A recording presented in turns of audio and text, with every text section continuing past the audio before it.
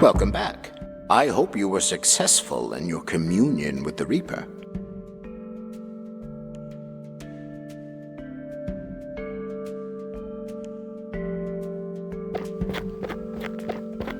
Well? I did. It was certainly something. Wonderful. I won't ask any more. Each person's vision is unique and private, but I hope it gave you the guidance you were seeking. Oh, it did. Believe me. Have a good day. May death come to you swiftly, fellow seeker.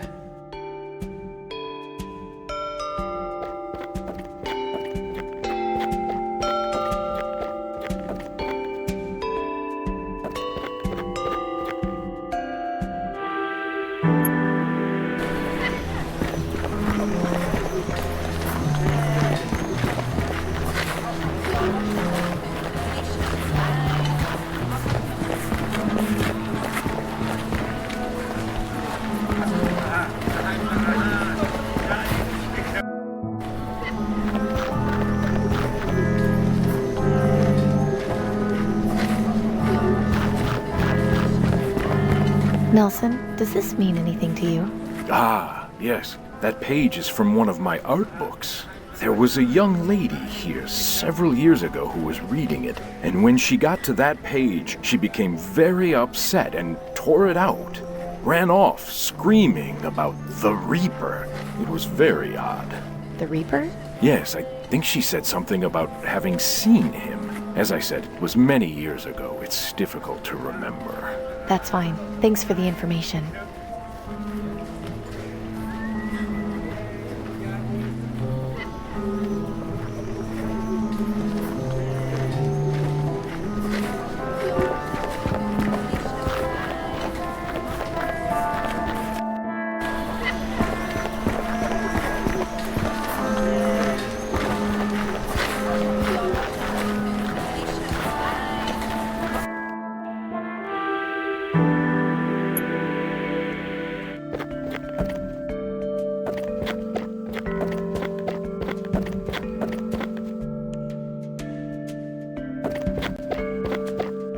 Hey, Jess?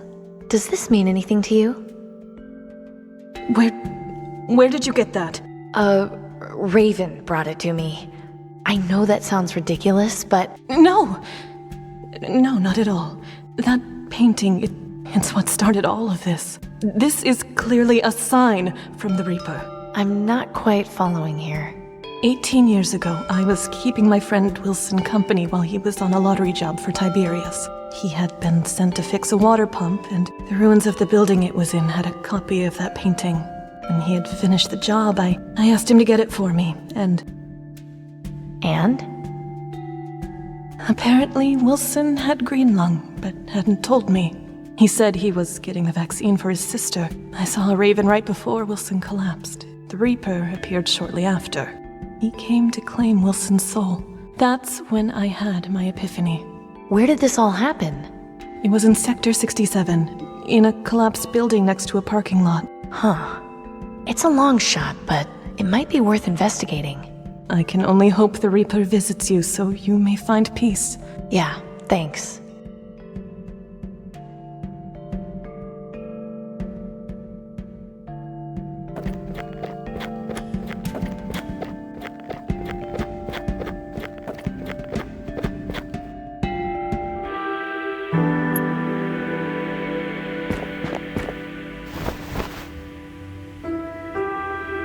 It looks like an old record player.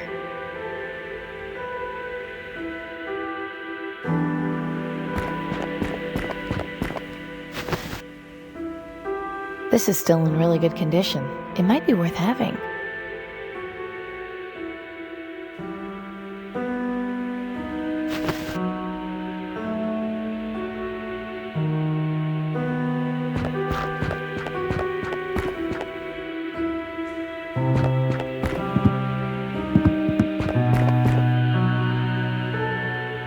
It definitely feels like there's something behind the canvas, but I can't rip it with my bare hands.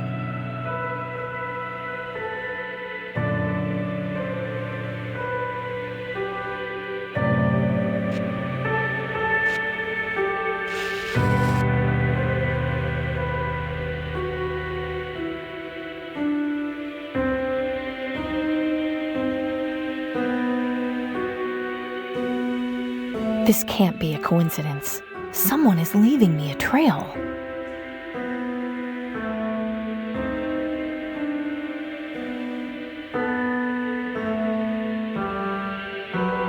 This symbol looks familiar.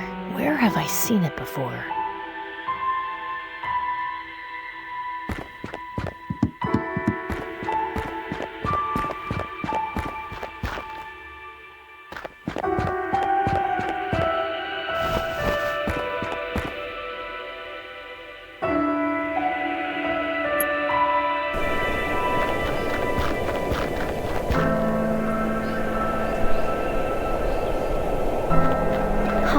The symbol on this token matches the one on the train.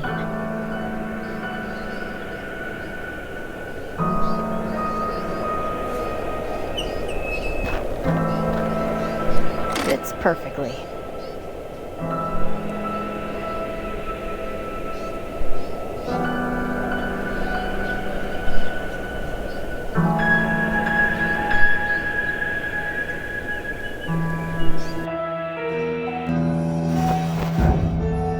What was that noise?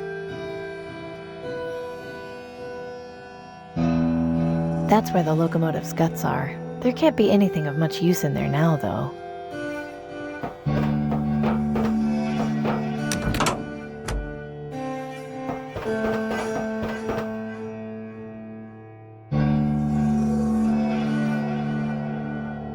It's beautiful.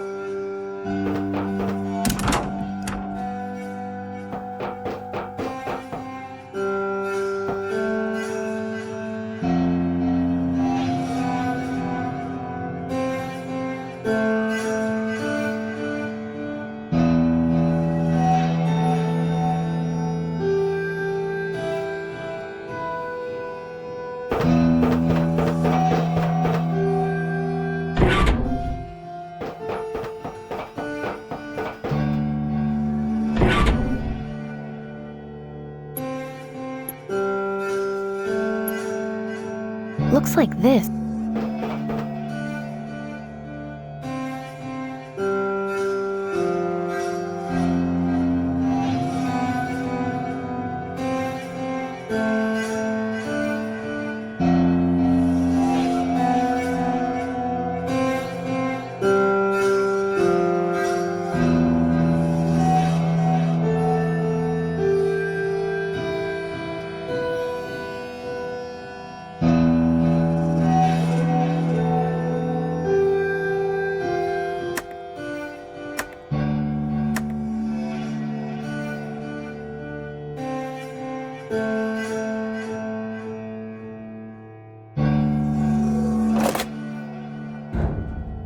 I think I heard something coming from the next car.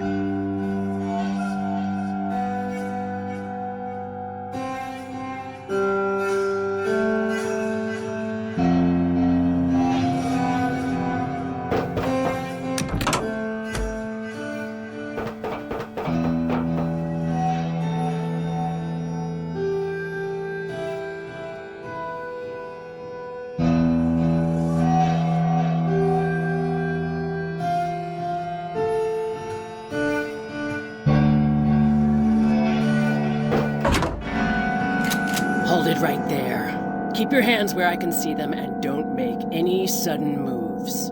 Now who are you and what are you doing on my train? My name is Amy Wellard, and I mean you no harm. I'm a friend. A friend, huh? You can't fool me. I know a scavenger when I see one. Lucky for you, I'm not in the mood to clean up any messes today. I'll let you see yourself out, but if you touch anything, you're gonna have to answer to old Betsy here. Understood? Yes, ma'am. Come on out here, you old flea bag. Ain't nothing too dangerous out here. I know, I'll feed you now, you old beggar.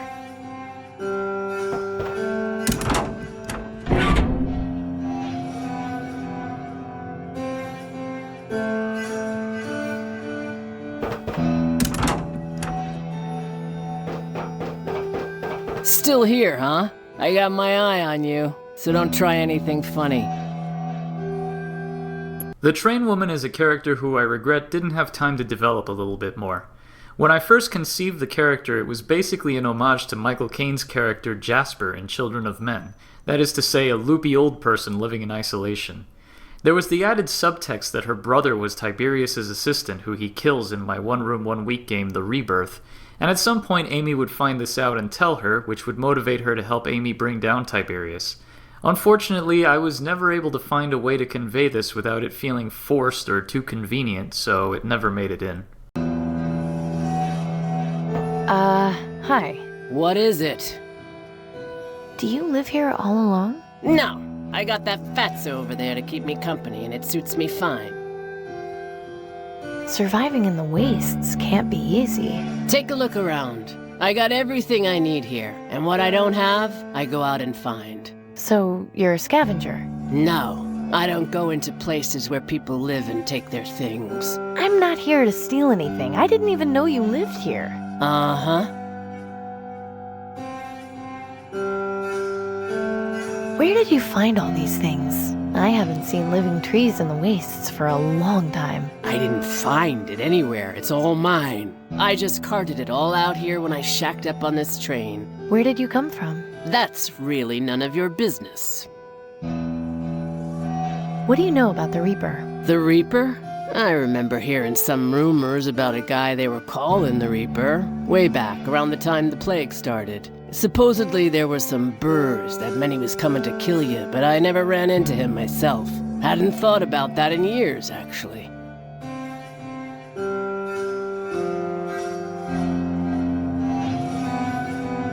I just want you to know, I've got the perfect life. Good for you. My life would be perfect if you got off my train. I'll just be on my way.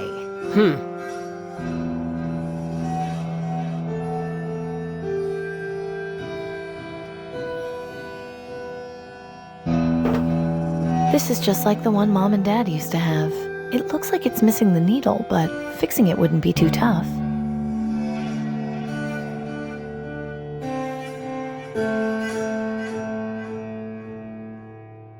Fits perfectly. That should work now.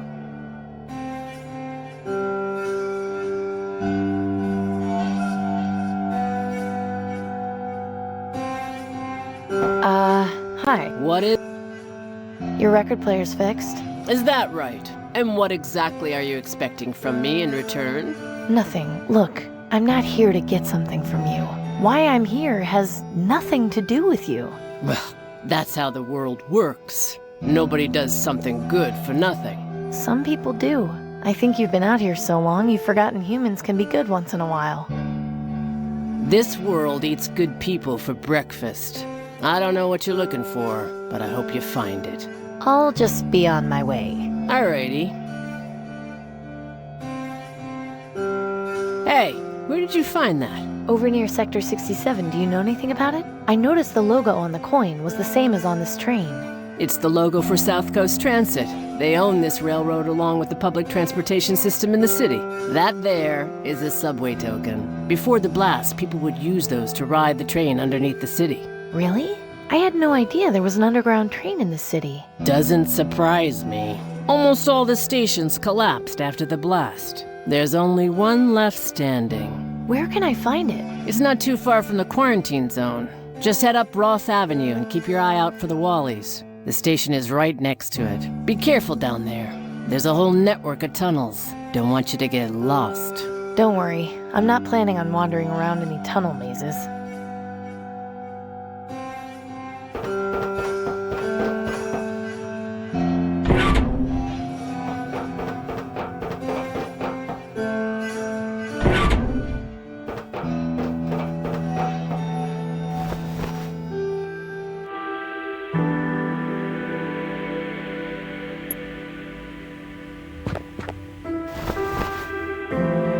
I think Wally's used to be a pretty famous department store. I vaguely remember Mom and Dad talking about it. The letter L looks like it's pretty close to falling off. So one composer trick I learned a long time ago when you're maybe trying to figure out what a song for a character or a theme should sound like, and this game is filled with a lot of themes, you should make up a phrase or a name based around the character. And so the song, the theme song for Shardlight is based on the phrase "in this Shardlight," and then I just hummed after that. And the theme for Tiberius, the rhythm of it was based on Tiberius's original name, which is Caligula, and the phrase is "I am Caligula." With the Reaper, I think it was just "I am the Reaper." Clearly, I'm really original here because I used "I am Caligula" and "I am the Reaper" as a starting point for both of those, but they're very different, obviously. And if you're trying to start musical composition and you're looking for a good way to have leitmotifs and a springboard for ideas, it works surprisingly well, even though it seems like it should be unrelated.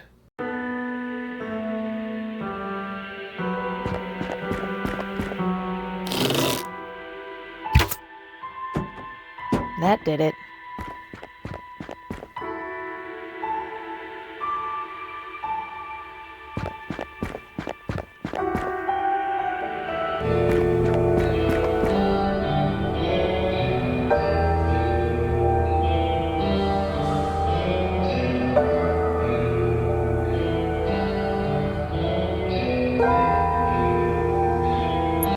My plan for this scene was to show mannequins sunk in the water, reaching up as if in despair, mirroring the image of the damned in the river Styx. A nice little visual nod to the idea of seeking out the realm inhabited by a figure representative of death. Originally, when I wasn't following perspective grids, this would have been quite easy to do, but when I got to this scene and tried to rework my sketch but in perspective, I couldn't quite get it to work how I wanted to. Eventually, the need for a scene to be practical, consistent with the world, and playable overrides the need to make a visual reference like that, and so I left it at this, not quite showing it how I'd hoped to. Perhaps I'll get another chance to try the idea in the future when I'm a bit more experienced and can make it work better. I remember at GDC 2013, which was where I went right before I went to Australia to visit you. That was the first time that I told Dave about the idea for Shardlight, and at that point we didn't really have very much at all, but so pitching the idea to him was a little intimidating, but luckily he really liked what we had. At that point, I think I told him 3 things. I said, well, it's this game about this woman in a plague, and there's a guy who keeps the fetus of his unborn child in a jar and it breaks, and I showed him the sketch that you had done for the Styx subway. And he was like, "Oh my god, I love this." Also, he was pretty drunk. Didn't you show him the first screen that I'd painted as well? Yeah, I did actually, because you had done the test for the first screen already at that point too. Yeah. But yeah, he really went for it, so that was lucky. I think kind of, having worked with me before, Dave was like, "Oh, it's a game. I know Francisco's doing stuff. And he's been working on a Golden Wake, so I know he's doing a thing, and I know Ben's doing this sort of stuff. So this is kind of a good jumping point on like an island to hop to from me working on Epiphany and you working on a Golden Wake."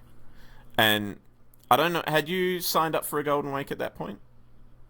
I don't think I had actually signed the contract yet. But he was I had interested. already.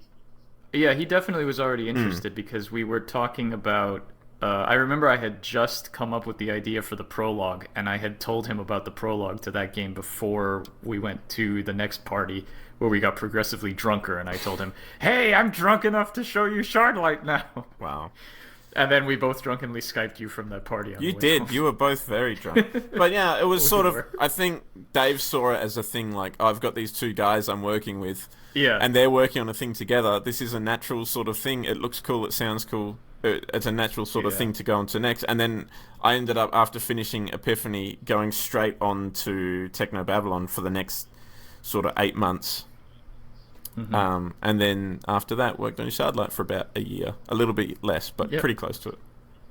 Yeah, and I wrapped up, I mean, I had, that was in March of 2013. It was. And I worked on Golden Wake until about May or June of the next year, and then started on Shardlight after that too. So yeah, the stars all aligned. It's funny because it all lined up really well in terms of schedules. Yeah. Crazy.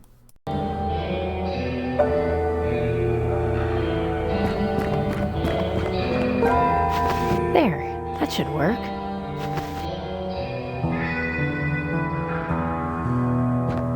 it's stuck. Well, it accepted my token.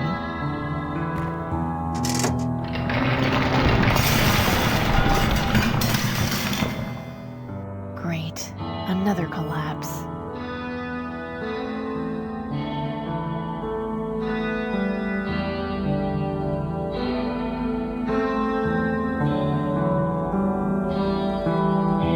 There's no way I'm going...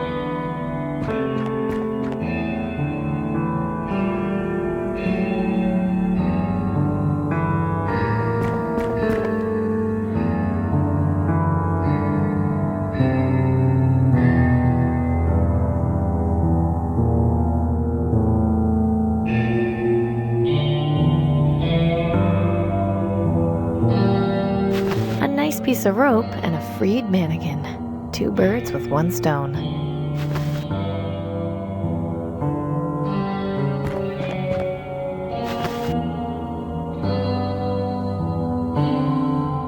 The mannequin's in even worse shape now. It's got some nice gloves on, though. Creepy. Those are some nice gloves it's got on, though.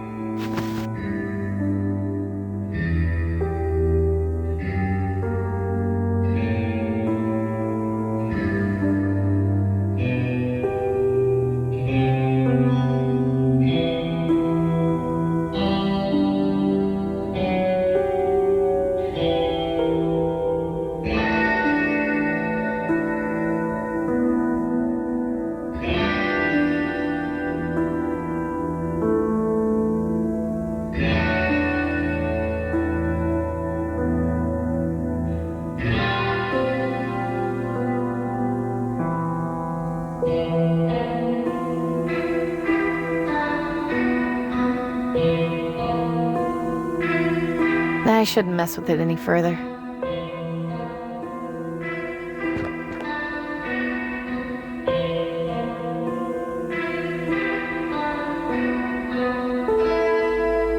The trail of breadcrumbs to find the Reaper is one of the more adventure-gamey aspects of Shardlight, but in this case it was justifiable.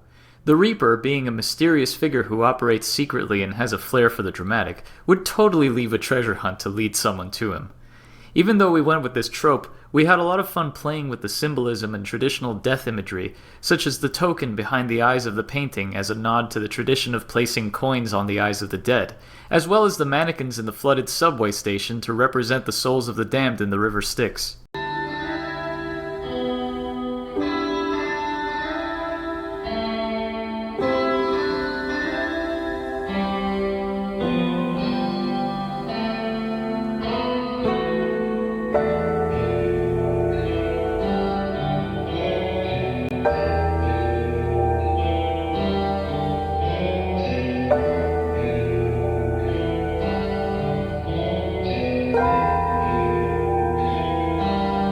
I don't see how... I don't...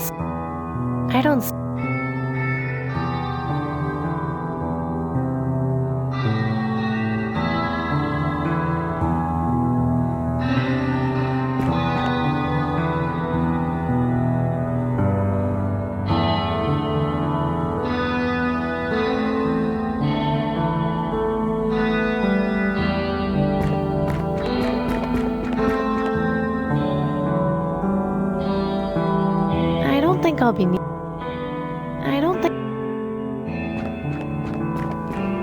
Desperate times call for desperate measures. So one of the things I found interesting while at the end of this project, and I usually have at least 2 songs, maybe 3, where I can go back and say like, oh, these are really terrific pieces that just weren't really used in the game, but for the most part they were all used in Shardlight, with the exception of the very first take we did on the end credit song, which is very different than the version that's in the game, and I will be including that in an album as a bonus track.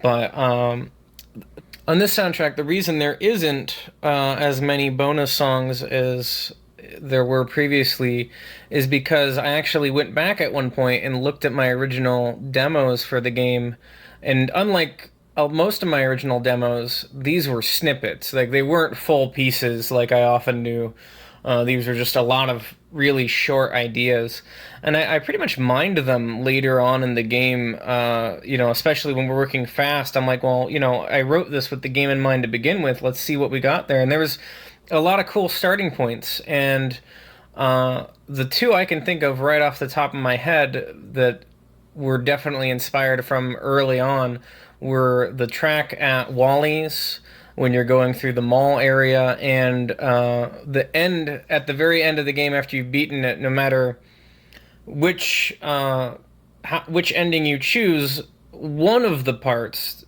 is the same, the piano part. And the piano part that's the same was actually a piece I had written way back early on when I was trying to figure out what to do with certain characters, and I went back to it and I listened to it, and I'm like, well, this has got to be in the game somewhere.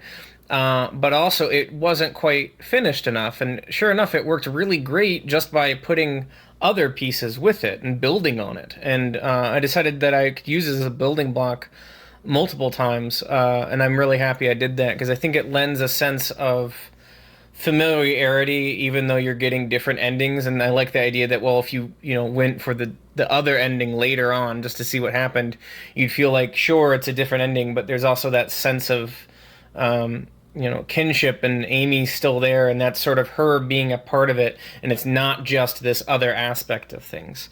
I was surprised. Usually my first several demos end up being completely off in tone.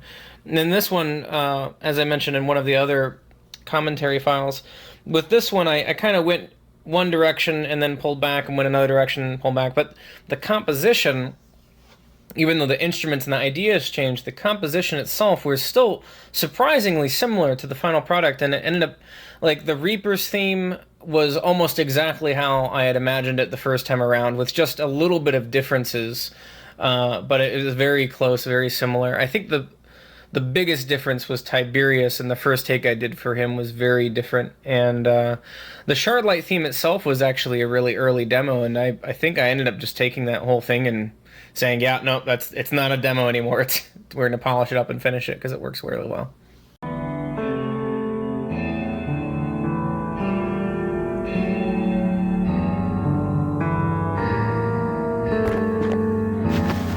This isn't in as good a condition as I thought. Only useful part in here is this fuse. I might as well hang on to it.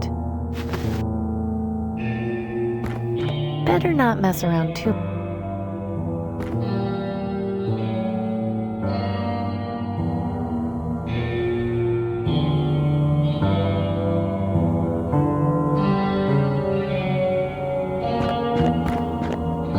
There, that wasn't so tough.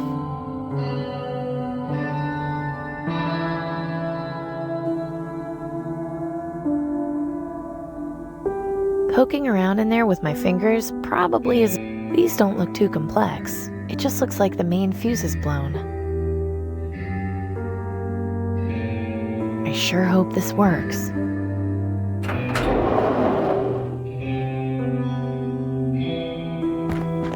Here goes nothing.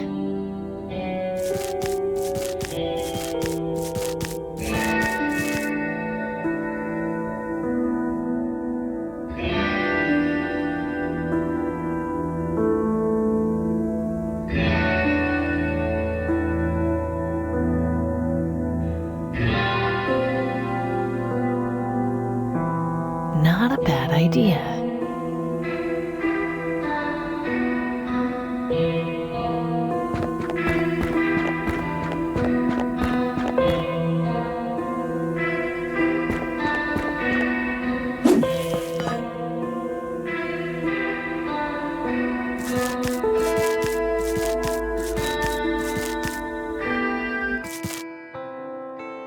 Ooh, that was more of a climb than I anticipated. What is this place?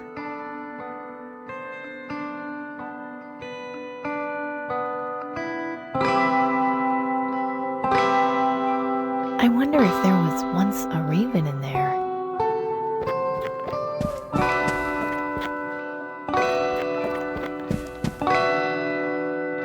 I guess this is the Reaper's base of operations.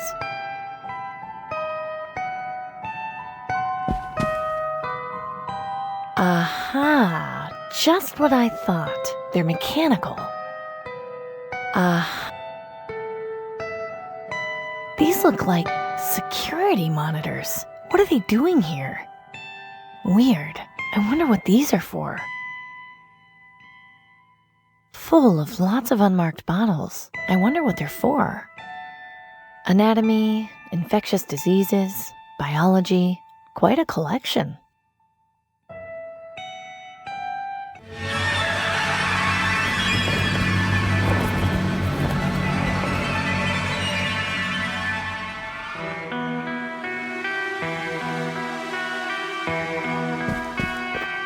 Ah, Amy Willard. You found me.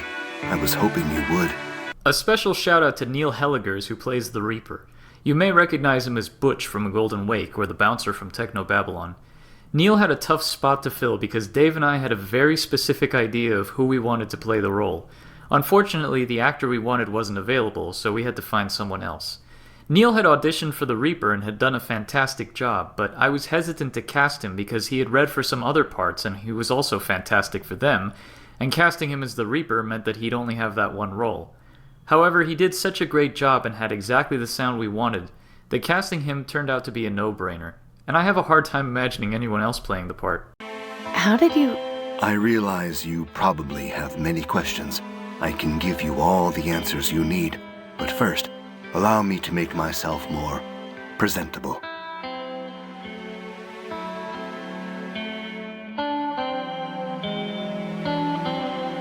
So you are human. Yes, I'm sorry to disappoint you if you were expecting more. I don't know what I was expecting, to be honest.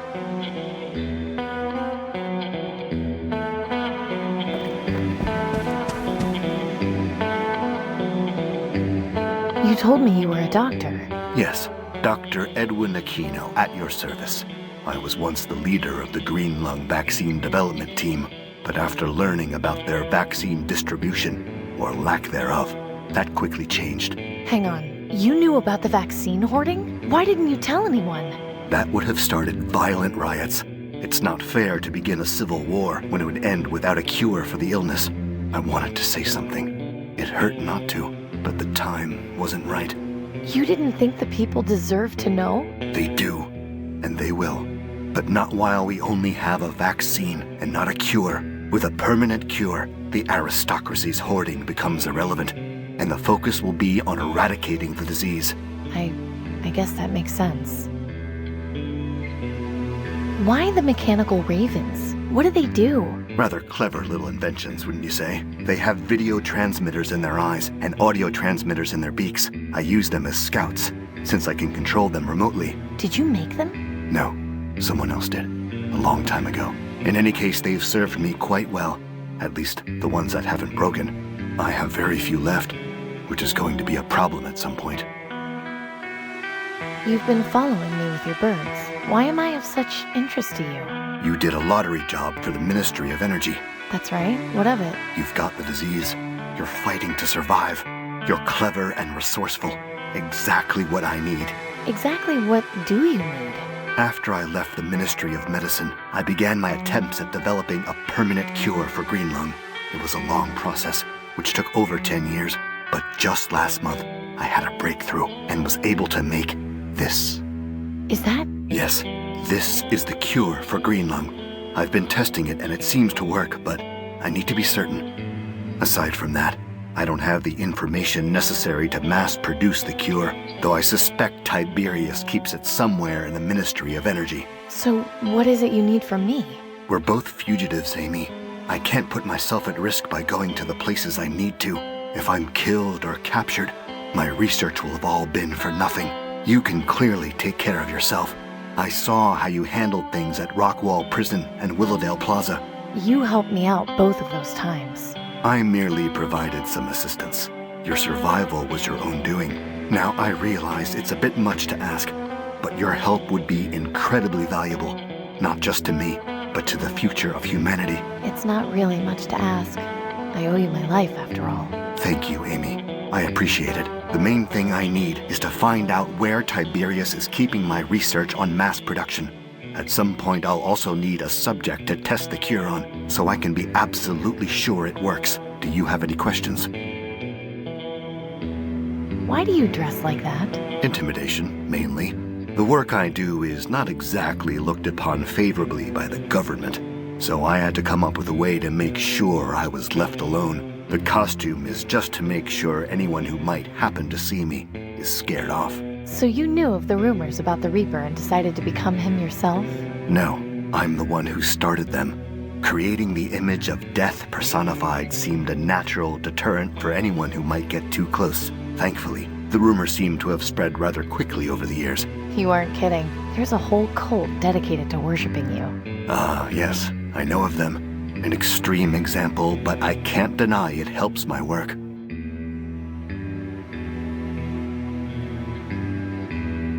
About your subject, can I try the cure? I'd like to, but it's far too risky. You are one of my greatest assets right now. If this proves to have any adverse side effects, I'll be without your help. Once I can mass produce this, I won't have to be so careful. How can we find the mass production information? Ideally, I could use my ravens to go in and locate it, but I only have 3 working ones left. And as you're well aware, Tiberius's tower is huge.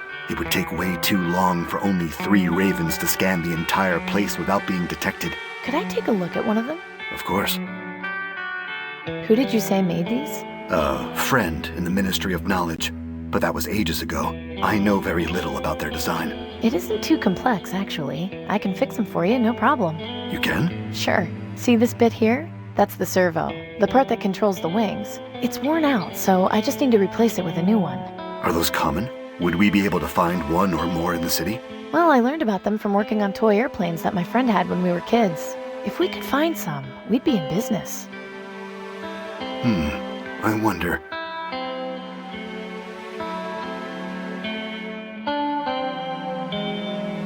Yes, excellent. As I suspected, there's a hobby shop which has remained mostly intact further in the city, and I can see that they have several model airplanes. Great, I'll go get them and fix your ravens in no time. Yes, but the store is located in the quarantine zone. So, I have nothing to worry about. I'm already infected. You contracting green lung isn't my concern. It's how you're going to get back out. The quarantine zone is designed to keep people from escaping. If I can find a way in, I'll just have to find a way out, won't I? Fine. While you're there, see if you can bring someone back with you. Someone who has been quarantined will make an ideal subject to test the cure on. I'll see what I can do. Good. Take this then. What is it? A 2-way communicator. They used to call them walkie-talkies. We can use them to stay connected while you're in there. Can you tell me anything about Tiberius? Quite a bit. I've known him for a very long time. Since before the bombs, in fact. Was there anything specific you wanted to know? What was Tiberius like before the bombs? He was the director of the Ministry of Energy. Of course, back then he wasn't calling himself Tiberius. He was just Julian. After society collapsed, he took the initiative to reform and establish the aristocracy. His love for history led him to adopt the alias of Tiberius, as well as insisting the other aristocrats take the name of ancient Roman emperors. Why does he wear that awful mask? Anonymity.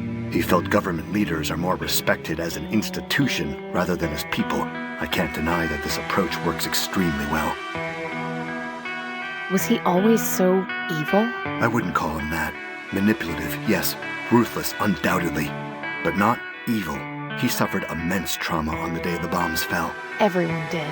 Not all of us had the wealth to recover so easily. Tiberius lost both his wife and unborn child that day. Wealth or not, that hits a man hard. It left him quite mentally unstable, to be honest. His determination to rebuild society was rooted in trying to cope with his loss. In a way, I felt pity for him. Perhaps too much. What do you mean by that? Nothing. Never mind. Strange for him to have a soothsayer for an assistant. How is he qualified? Superstition is a very powerful force. I'm living proof of that. I never had many dealings with the soothsayer, but I believe he came from somewhere outside the city. Tiberius finds comfort in being able to have a channel to the supposed other side. While I don't share his beliefs, I can't particularly fault him for having them. That's all for now. Fair enough. I'll just get to it then. Good luck, Amy.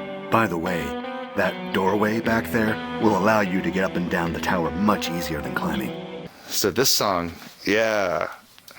And hearing it finished is kind of awesome because, as Nate was polite to remind me, I think I cursed a few times when we were recording this.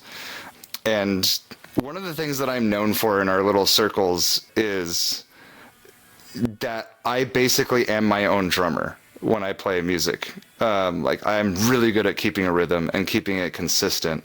Except for these pieces. And that's I picked some really odd time signatures. Yeah, so one is, like, I'm used to dealing with funky ass time signatures because I played jazz for many years, and we love things like 5/4 and 6/8, and sometimes there are measures that are in 7 and followed up by a measure that is in 3. And like I'm used to jumping around a lot, but I don't think I've ever encountered a song that's written in what did you say, like 19? No, these are kind of 15/8. Yeah. I mean, it's more like 16/8 with a dropped beat at the end. So yeah. It made keeping the pulse a little tough at times. Yeah, so I mean, it's almost like video editing is my other stock in trade, and it's like the thing that popped into my brain is, oh, so you made a time signature that is a drop frame time signature. This music was like that. Like, I wanted to count all the things, but I couldn't count all the things all the time because sometimes a beat was dropped, and it was absurdly frustrating. So I think it's also tough because I didn't write it with a drum beat in mind, so there was no constant groove. Yeah, it's really arrhythmical. Like, yeah. It's very nebulous, which is cool. It sounds pretty and it's very atmospheric. But when you're in a recording studio and you're trying to go from point A to point B, you're just like, oh my God, what the hell? I don't have a click track. Yeah. So I had to make up a lot of drum beats on the fly to make each section work. Yeah, and that was a fun and interesting process to watch because Nate would basically make these nice little solid drum beats. And that sound really cool just to be thrown away when I was done recording. Well, I think the other thing is it was tough because I had to tell you, now remember, don't groove to this drum beat because the drum beat won't be there.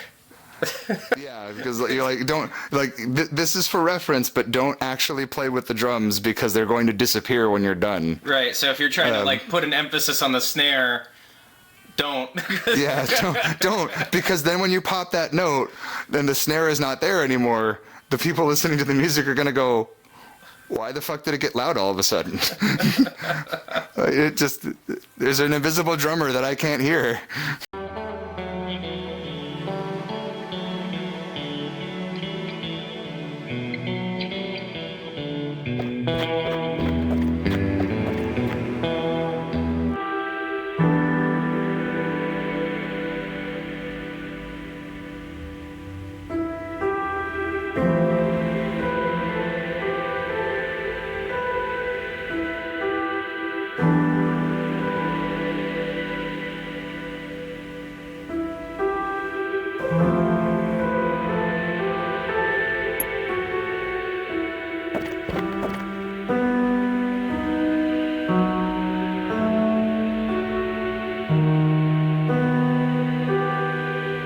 That doesn't look like it's a very pleasant job.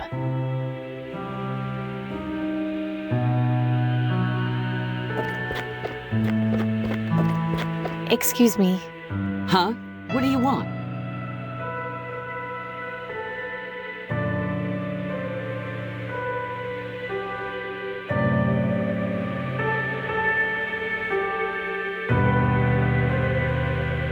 What is it you're doing out here? Transporting people into the quarantine zone. What does it look like? Aren't you worried about getting infected? Well, considering this is a lottery job, not really. I need to get inside the quarantine zone. Huh. You know, I think that's the first time I've ever heard anyone say that. Why on earth would you want to go into the quarantine zone? There's nothing in there except the sick and dying.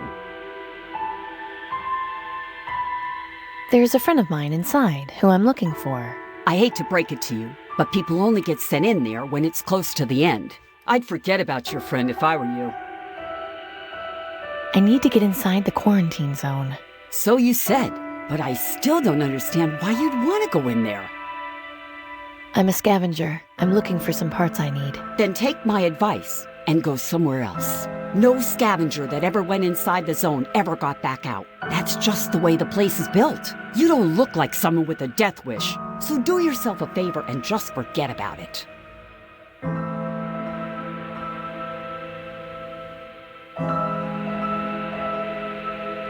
Keep up the... Thanks.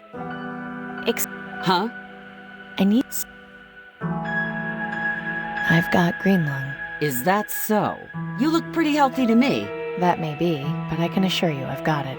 Look, my orders are to take people in who are at the terminal phase, and you clearly aren't. So unless you can prove otherwise, my hands are tied. Why are you trying to get in there anyway? If I was you, I would avoid telling anyone I was sick. I have my reasons. I'm sure you do. Keep up the good work. Thanks.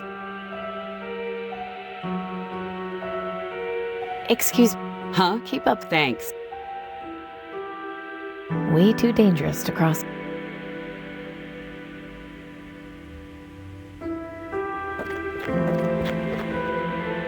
hello? Can you hear me? Yes, loud and clear. I need proof that I'm dying. A rather odd request. Yes, but if I'm going to get into the quarantine zone, I need the gatekeeper to think I'm sick enough. I may have a plan. I just hope you aren't faint of heart. Trust me, I'm not. Good.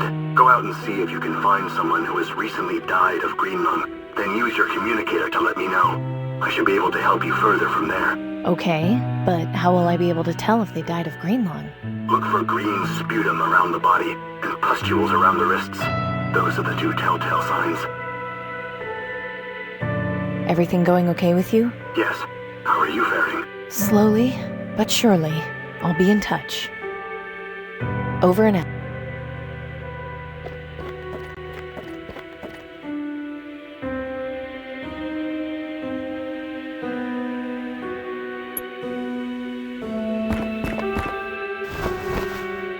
Doesn't look like he's been here that long. Poor guy.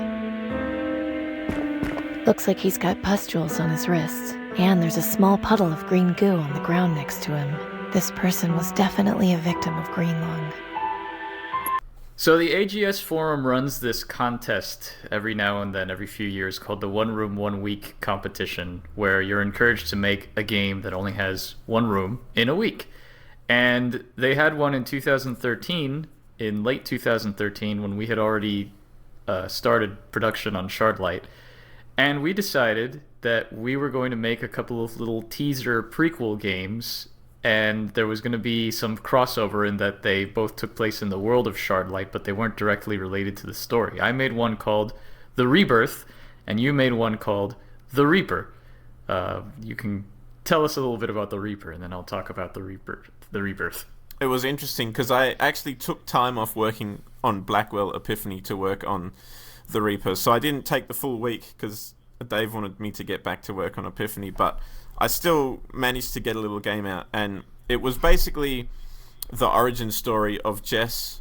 We hadn't decided what happens, really. Jess hadn't been a character, but I just made up these two random people, one of them who was a sort of a lottery job worker like Amy is, and one of them that was just his friend, basically, and the lottery worker was called Wilson, in an obvious reference to Steven Wilson. And yes. And his friend Jess there's this old painting, and we kind of had a parallel between the two games where the same painting would show up in both the games and give people like this kind of idea that these two games were connected, aside from the games obviously being named very similarly. And yeah, basically the main character fixes a machine, and then his friend asks him to get the painting, and they sort of talk about the ravens that refuse to sing and the glowing red eyes, just to sort of set up this idea of this Reaper. And then he dies, but he hasn't told her that he had green lung, so she thinks there's this whole crazy figure, like this shadow comes overhead, and she freaks out, and she stops being so skeptical about the idea that these ravens are a sort of portent of the Reaper. Right, so it's basically Jess's origin story, and we refer to it in Shardlight, obviously. Yeah. And yeah, and I made the Rebirth, which it takes place on the day of the bombs. It takes place on Blast Day, and you play as this government official who freaks out, and his assistant kind of helps him, and it kind of sets up the whole idea of this conflict and the war and everything. And as it turns out, the government official is actually Tiberius before he, on the day that he kind of snaps and becomes Tiberius, and we hear about his wife and his kid, being in the blast and everything. So. So of course, yeah, if you haven't played them, you can check them out at the AGS forums. The only thing is that, as often happens, they're a bit outdated now because the painting, you reworked the painting, the graphic of the painting, so it doesn't look the same as it does in those games. And also, it was when Tiberius was still called Caligula, so you refer to Caligula in the Reaper, or doing a job for Caligula. But what's interesting is that the statue, the bust that he uses in the Rebirth to kill his assistant, spoilers, is actually a bust of Tiberius. So that still kind of works as a nice little origin story, which is pretty funny. I made sure that to put plenty of busts in his tower. And also the scene that I painted for the Reaper is pretty much the exact same scene that you get the painting from in this game. I changed very, very little. Yeah, except minus the reflecting jars, which is nice because we don't have to do that code anymore. Yeah, the jars refracting light was a little bit of code that I thought, I want to see if I can squeeze this in. But the way AGS handles certain things, it does not like cropping outside of a certain area, and it was always held together with string, and I thought for a commercial release, there's no way I'm going to be able to fix this up to a way that works well, so I said let's cut the jars that refract light. This guy died of... hello? Can you hear me? Yes, loud and clear.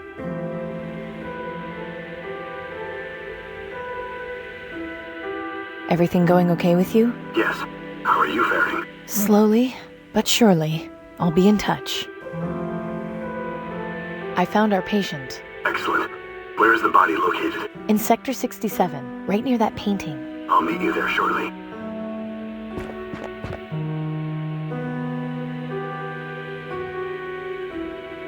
Poor soul. Hopefully this site will soon be a thing of the past. Step over there if you would, Amy. I need room to work.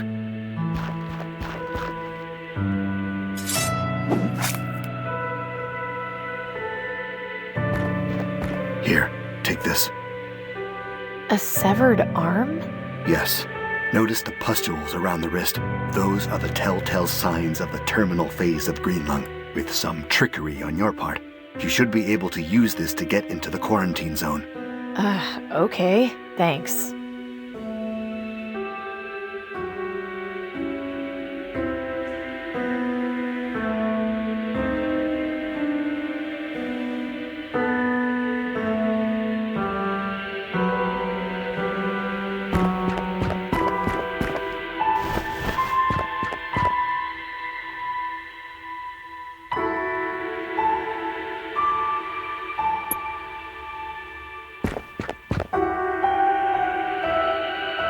The hand is partly decomposed, and there's pustules around the wrist. I can't believe I'm carrying this around with me. At least it doesn't smell. Maybe this will help.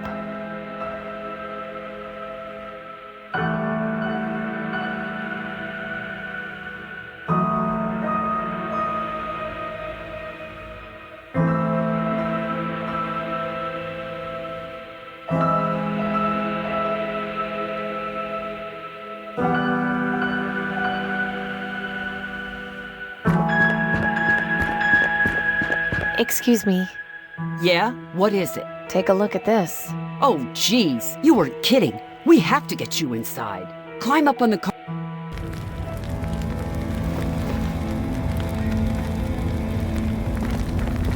This place.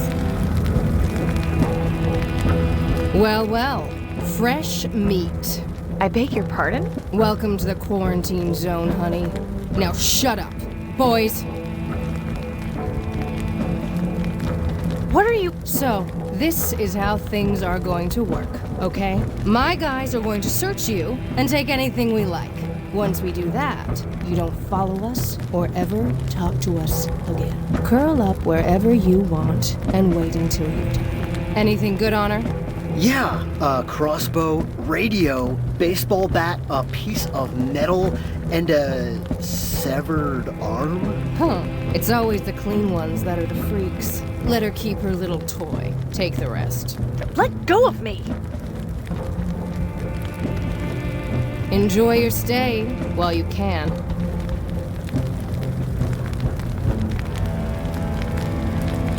I ended up playing electric guitar on basically 2 areas of the game. I ended up playing it in the quarantine zone, both the main track for that as well as the fire area afterwards. And I also did it at the very beginning of the game, the reactor. And I guess I had initially intended to re-record that, but I just realized, you know, it's got so many effects on it, and even though I'm not the most competent guitarist, it still conveyed the mood really well. I also played guitar for the trailer, the second trailer for Shardlight, mostly because I still wanted to convey that real guitar sound, but I also didn't want to have to, you know, bring Al back over because we were already done with all the sessions and he had moved on to other projects by that point. So I was happy to get to try some noodling of my own on that one. And the reason I didn't get Al to play the quarantine zone is because it wasn't so much a technical composition as it was me literally banging the guitar with metal stuff to just get this clanging, this additionally harsh sound that otherwise wouldn't be there. And I basically just beat the crap out of my own guitar, and I wouldn't really want him to do that to his own guitar because he plays it better.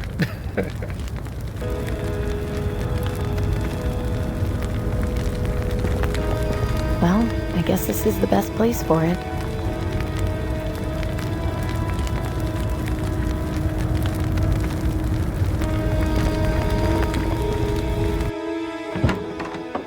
Oh, God. I guess he wanted to go out on his own terms. Great. 12 boxes still sealed. These servos will work perfectly. Amy? Not you two. Gordon? What happened to you? I didn't give my materials to the rebels. Instead, I took the aristocrats up on their deal for food vouchers. When I got sick, they threw me in here without a second thought. I thought I'd be taken care of. I should have at least tried helping Dan Tom. Maybe we wouldn't be here right now. Maybe my daughter wouldn't be out there alone. It's okay, Gordon. I'm working to try to get a permanent cure for everyone. A permanent cure? That can't be possible. It is. I've seen it. But even if that was true, we're stuck here. There's no way out. I'll find a way. I swear. Well, that's a word of warning. Stay away from the old supermarket.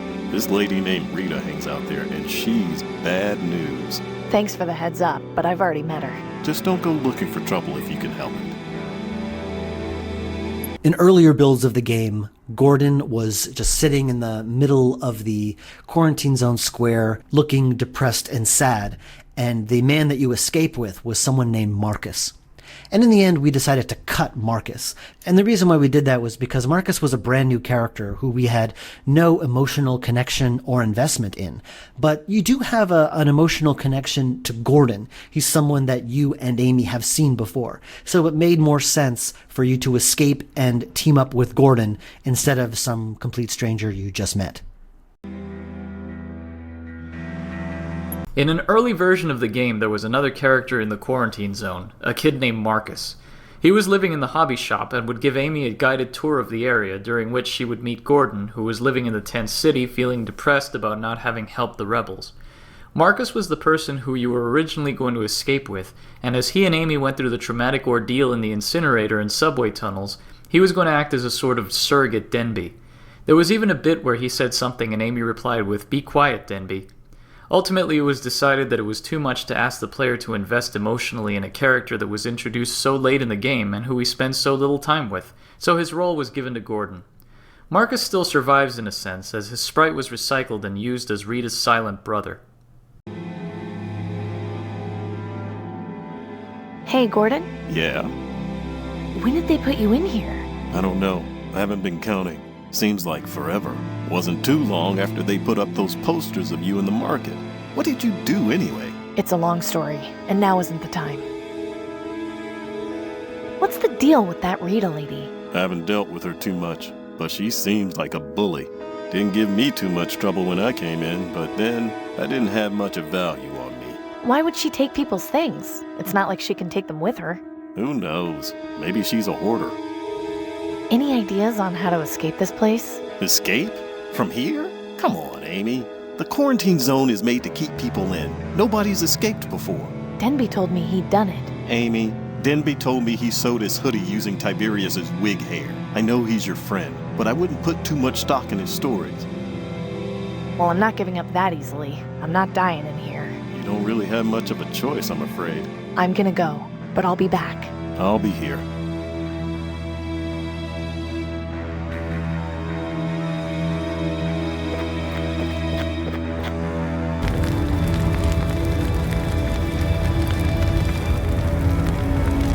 He hasn't got...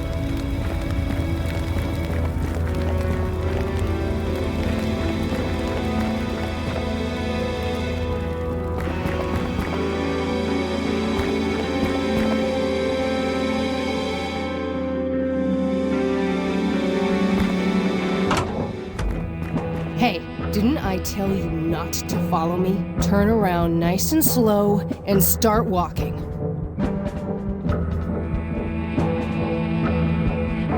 I need to escape from here. Do you know a way out? Escape?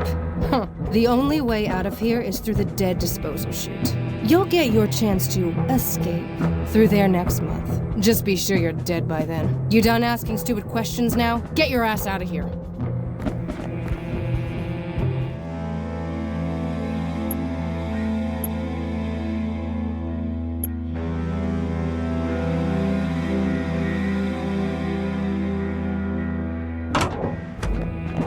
If you're...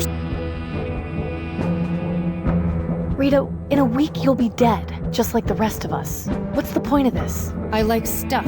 Yeah, so does everyone else. And when you die, all this stuff won't matter anymore. You know what else I like? When people stay out of my business. Why don't you mosey on out of here now?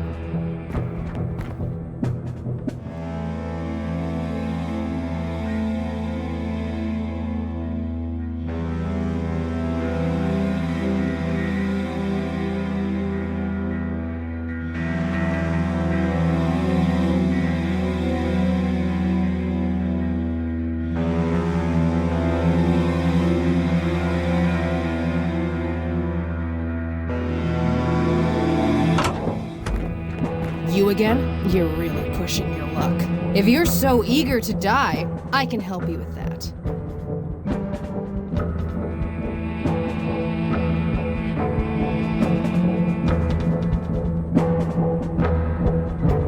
I'm here for my stuff. Is that right? Well, I guess I could give you back one of your bolts. Do you prefer it in your head or your heart? If those are my options, I'd prefer it up your ass. You do remember that I'm the one with the weapon at the moment, right? Now get out of here!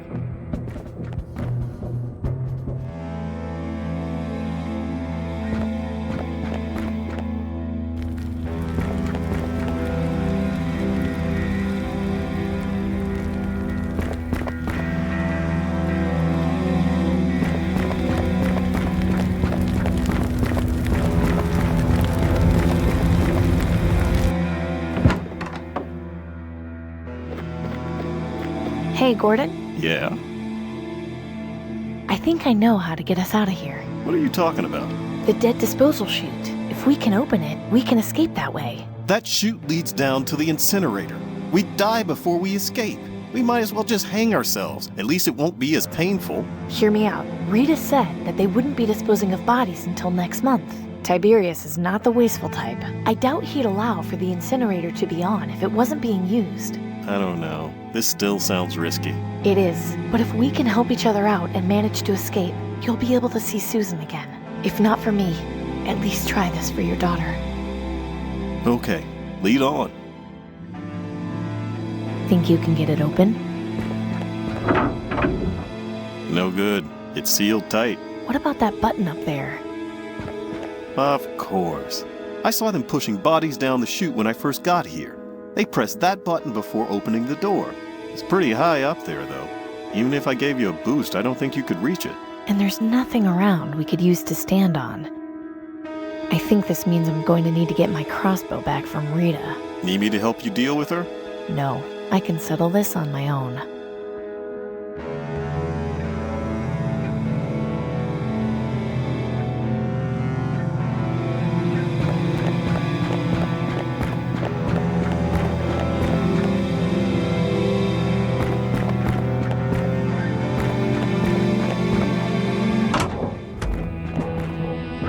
Huh, where did she go?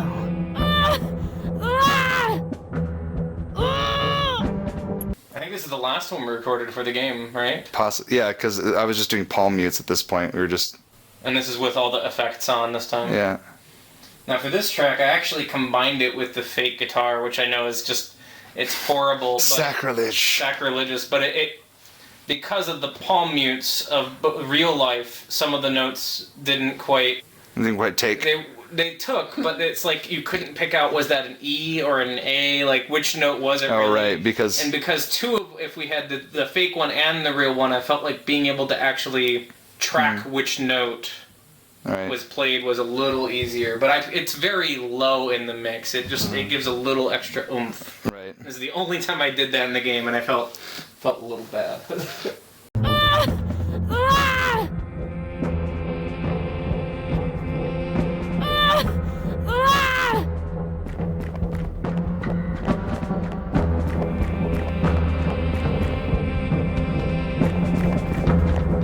What's going on in here? What? How did you... Rita, I saw... Oh, shit. What the hell is wrong with you, Freddy? You were supposed to make sure nobody came in. I'm sorry, I was... I don't want excuses. Just get her out of here. Hang on, who is this? Nobody you need to worry about. Freddy, get her out of here. Relax. I'll take care of it. Don't get our sis even more upset than she already is. She's your sister? Freddy! Go ahead, try and touch me. See how that goes for you. I'll leave you alone as soon as you give me back my crossbow. No, my sister and her baby need protecting. All this stuff? Have you been stealing it to help your sister? You think anyone else in this rat hole is gonna do it? No, it's all up to me. If I can help you with your sister, will you give me back my crossbow?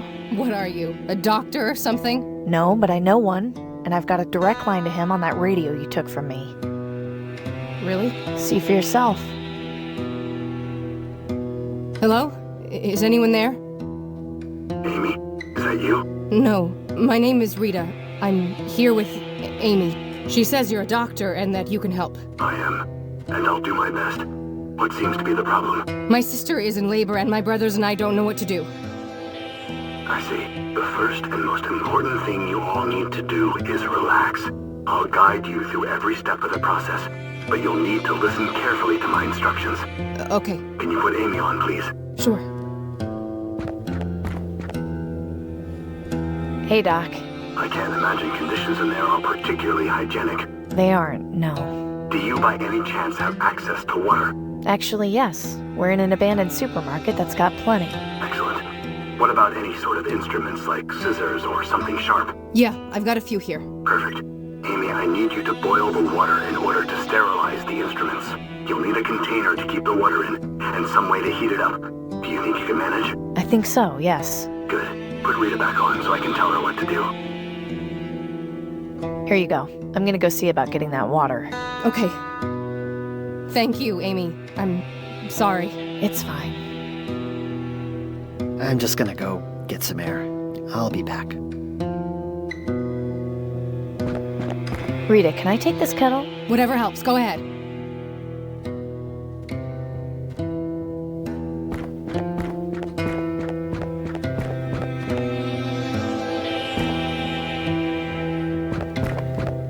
I probably shouldn't drink this, but I'll take a jug. I'll just fill it about halfway.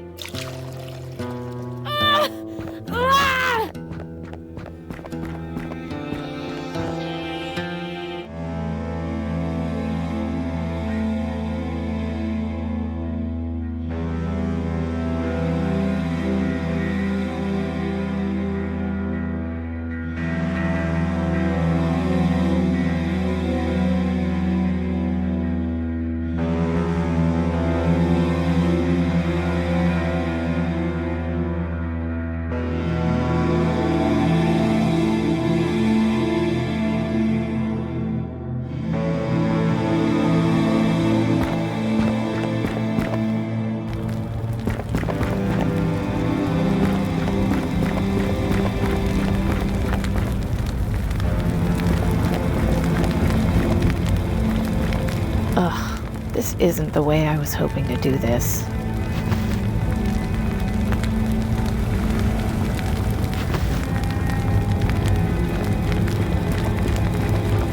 I haven't got...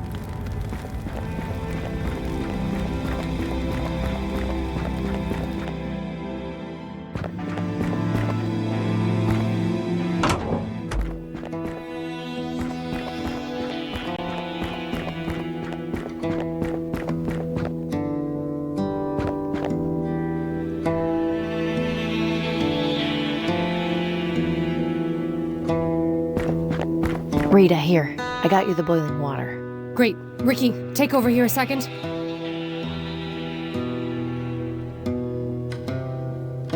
Hey, thank you for this. I'm sorry about earlier. I'm not normally like that. Don't worry about it. You were desperate. Yeah. Anyway, you kept your end of the deal, so here's your crossbow. I had a couple of bolts lying around too. I figure you can use them more than I can. Thanks. Before I go, my friend is working on a permanent cure for green lung. That's why I'm here. Say what? If all goes to plan, we'll have enough of it to cure everyone soon. You won't have to worry about staying here anymore. You're telling me this now? It's not like you were receptive to new information before. Just focus on helping your sister. Once I get back, your family will be safe soon enough. Thank you, Amy. And good luck.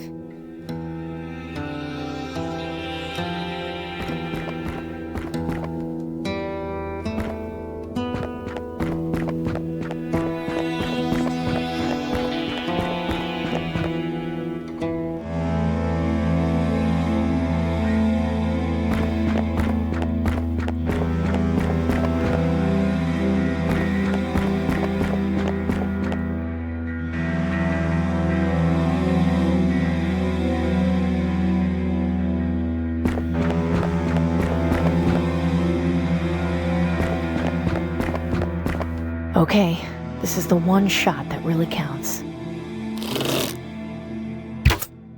Nice going.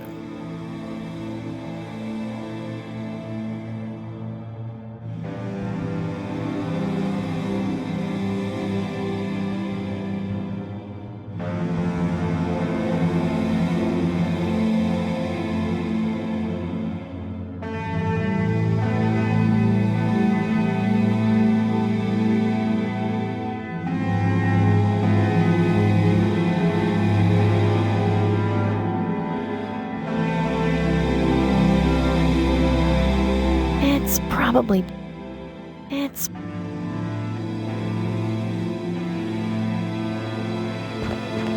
I think... Thanks for the help, Gordon. I promise this will be worth it. I believe you. Even if I don't live to see my daughter again. At least I did something at the end.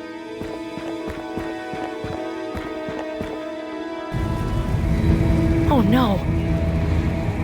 Gordon, quick! Grab the sides! Amy! Where are you? Hanging off the end of the chute! Stay still, I'm coming! Oh, that was close. I guess I underestimated the Ministry of Energy. That door over there? I think that's the way out of here. You're probably right. Now we just need to figure out how to get over there.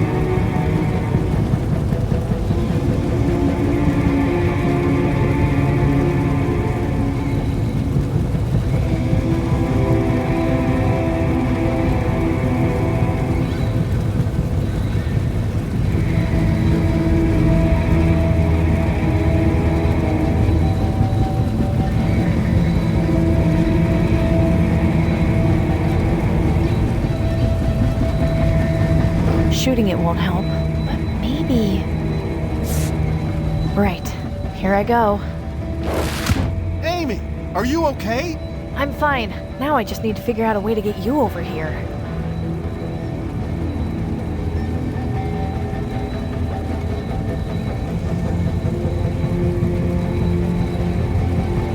I'm not leaving here with it.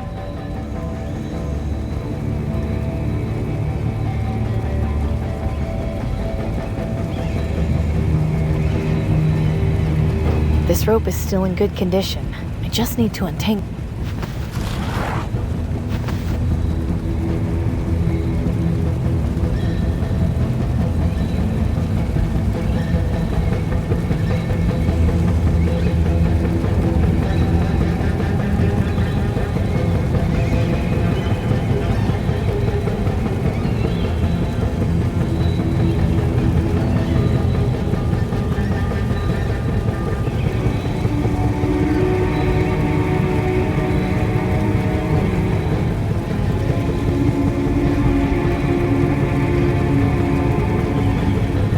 He might be able to get across with this rope.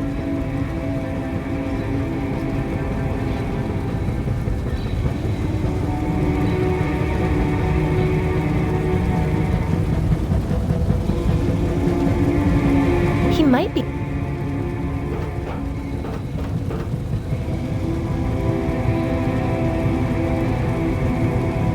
Thank goodness for that.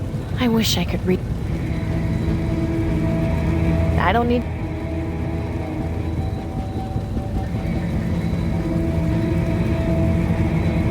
I sure have been seeing a lot of rope lately.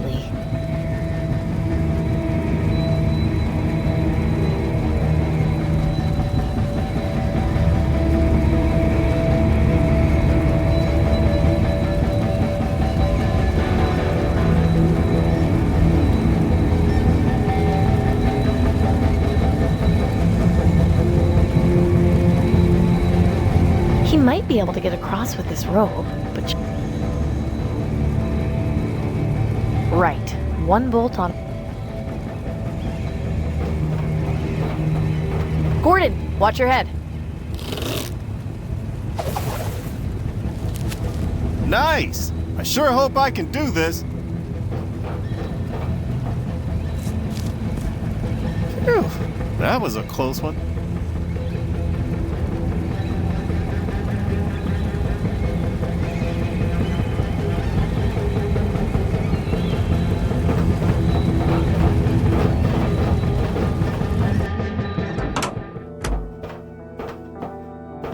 Nice work back there. Thanks. Do you have any idea where we're going? Not yet, but if we're in a subway tunnel, we should be on the right path back outside the quarantine zone.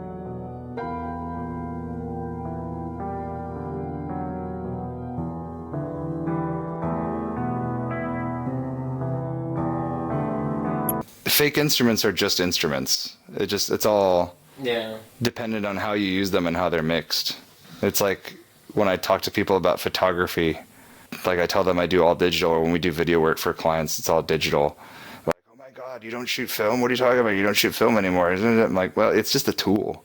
Yeah. You know, you can do digital stuff or you can have artificial aspects to your work. As long as you're very skillful in how you implement them and mask them, you can make it sound however you want. So, while I suppose in the recording and music circles, yes, merging the fake guitars with my real guitars might be considered like treading on sacred ground. Or It's actually very common in video games. yeah, I wouldn't be surprised. Yeah, to give that big orchestra sound on a budget, it's actually, and some composers would argue it's better to use fake with real. Adding the fake to the real gives it a depth that you wouldn't necessarily get with the real. And for one, it's because, hey, you're recording 50 strings. If you use a fake string section to back it up, guess what? You just bump that to 100 strings. Yeah. Of course it sounds bigger. You're like,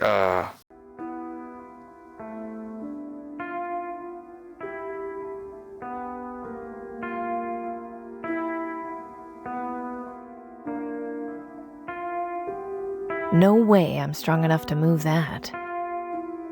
A pretty big chunk of debris. I hope these tunnels aren't prone to tremors. Gordon? Gordon, could you help me move that debris? No problem. There you go. Thanks.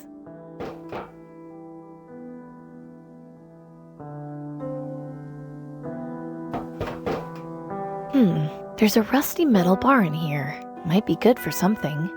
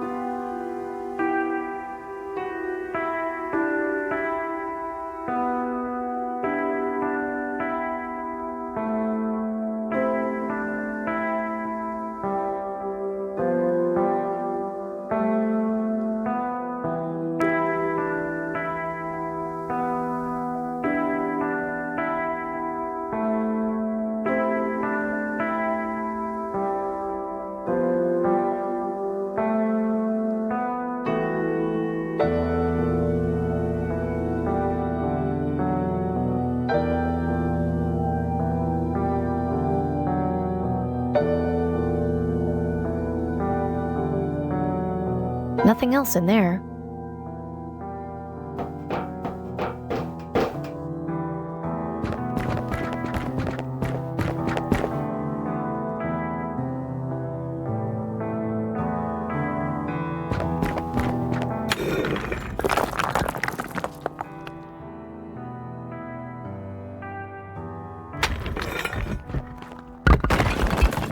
Come on, let's keep going.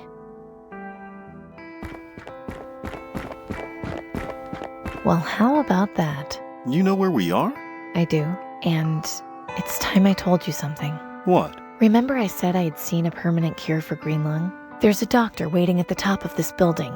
He's got the cure, and he asked me to find someone who's terminal to be a test subject. I volunteered myself, but I still need to help him get his research for mass-producing the cure once it's been tested, which is another issue entirely. I'm sorry I didn't mention all this before, but I wanted to be sure we could escape first. I know it's a lot to take in. What would I have to do? I'm not entirely sure. The doctor will be able to explain it to you. We don't know what the side effects might be, and there's a chance it might not even work, but we have to try. Do you want to go through with it? Amy, you've given me a second chance. I'll do anything to help cure green lung. Great. It's just up these stairs. Amy, you're back. And I brought a friend. Come on in, Gordon. Is that? Dr. Edwin Aquino. Pleasure to meet you. You're the Reaper? You didn't tell him? I didn't think he'd believe me. Fair enough.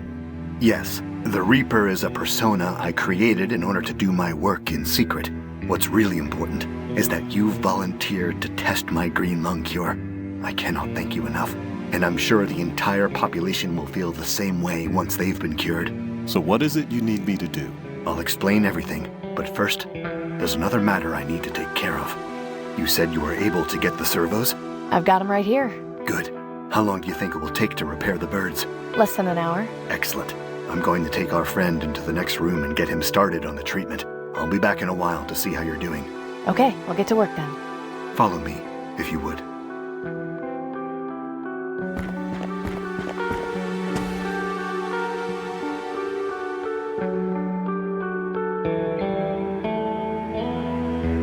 I think that should do it. Perfect. We have one raven for each floor of the tower. We should be able to locate my research in no time.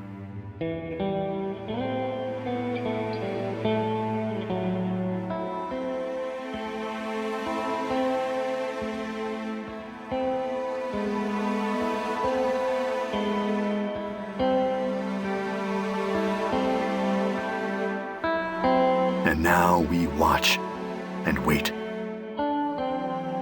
Aha. There, through that window. Can you see? Yes, a bookcase being guarded. It's on the 36th floor.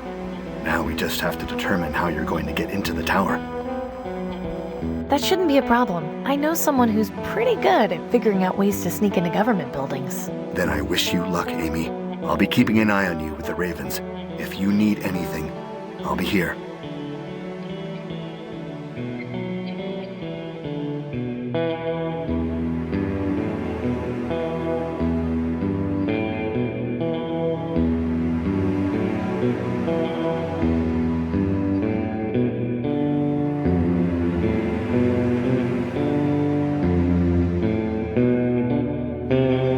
Doctor? Yes?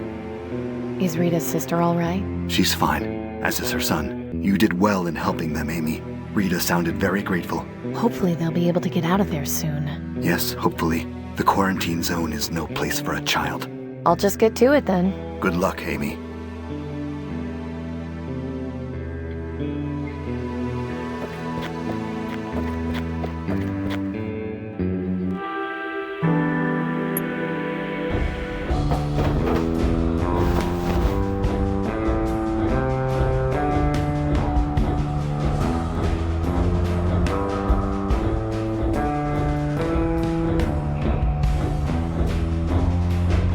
Danton? What is it, Amy? I'm breaking into Tiberius's tower. Can you help me? Come again? He's got the research to mass produce a cure for green lung. We have to get it. Are you sure? Are you absolutely sure? I've been working with the doctor who developed it. He used to work for the Ministry of Medicine, but when he found out they were hoarding vaccine, he went rogue. Sounds like a good man. Why haven't I heard of him before? Surely you've heard of the Reaper. He created the disguise to work in secret. This is perfect. The opportunity to strike is finally here. Danton, wait. She tells you the Reaper is a doctor, and you're just going to spring an attack? We don't have enough men or supplies to do this safely. We could lose everything. If we don't act now, we've already lost everything. How can you say no?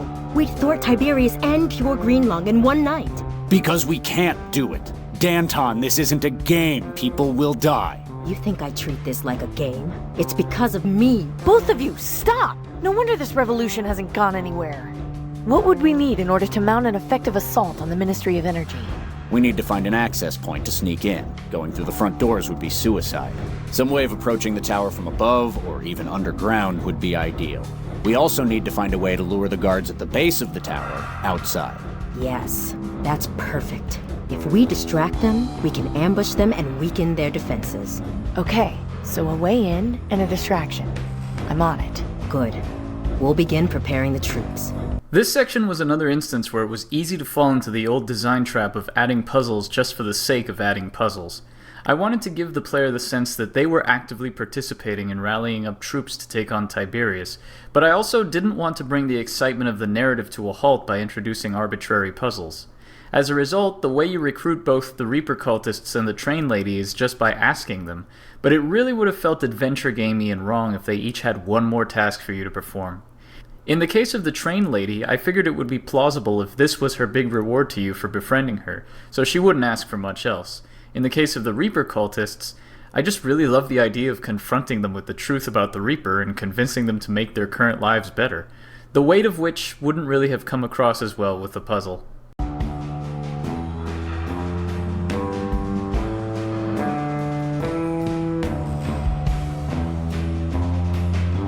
So we need a distraction. What do you suggest? My thought would be to have a group of people show up. That would keep the guards' hands full while we close in on them. Yes, I like that idea, but we can't spare any of ours. We need them for the ambush. If you know a bunch of folks who would be willing to demonstrate in front of the tower, that would certainly be an option.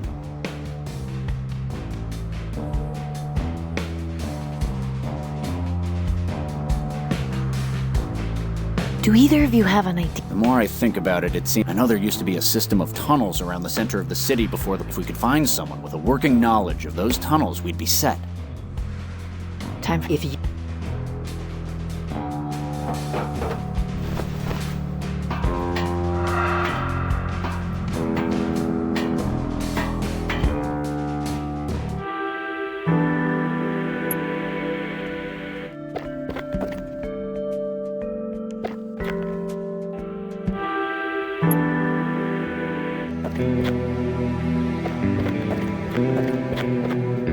Doc. Yes? To get into the tower, I'll need to distract Tiberius's guards. Do you have anything that can help me do that?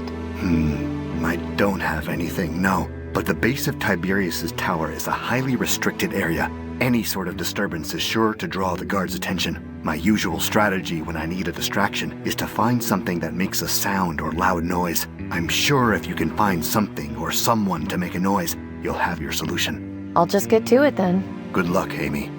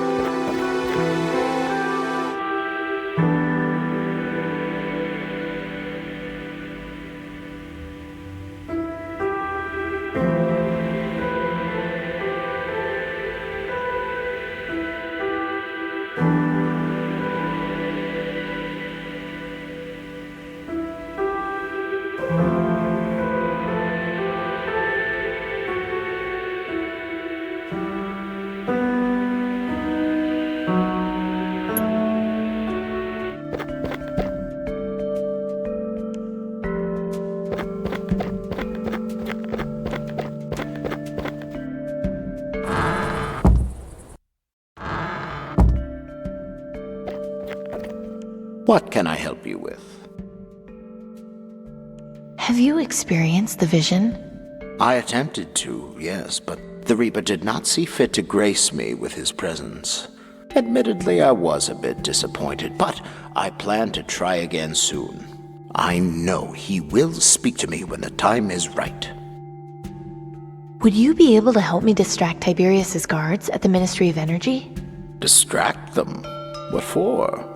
I need to get inside unnoticed. I don't really know how much help I could be with that.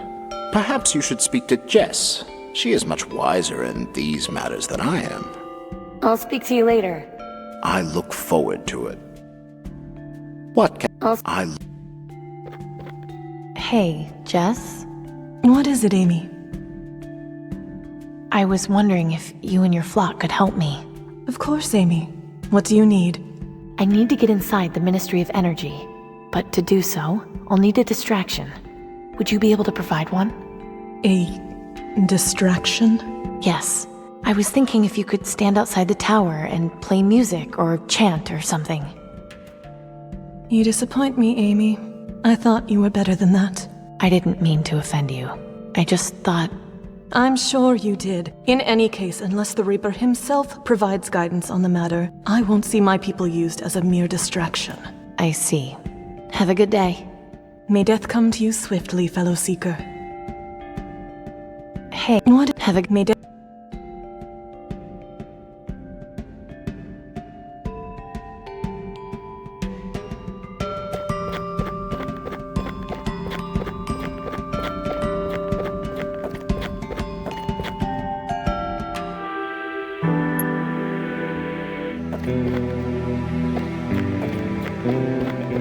Hey, Doc. Yes? Can you come with me to the Cathedral of St. Stephen? What for? The Reaper cultists aren't cooperating, and I think you might be able to talk some sense into them. Is this a good idea? Yes, I think it's about time they realized the truth about things. Fair enough. I'll meet you there soon. Jess, are you busy? We just finished our noon prayer. What is it? I need you outside right now. Bring the others, it's important. If this is about your request, use us as a distraction. Please, just trust me. You and everyone else here, you need to see what's outside. Fine. Acolytes, Sister Amy has something she wants us all to see. So, what is it we're supposed to see?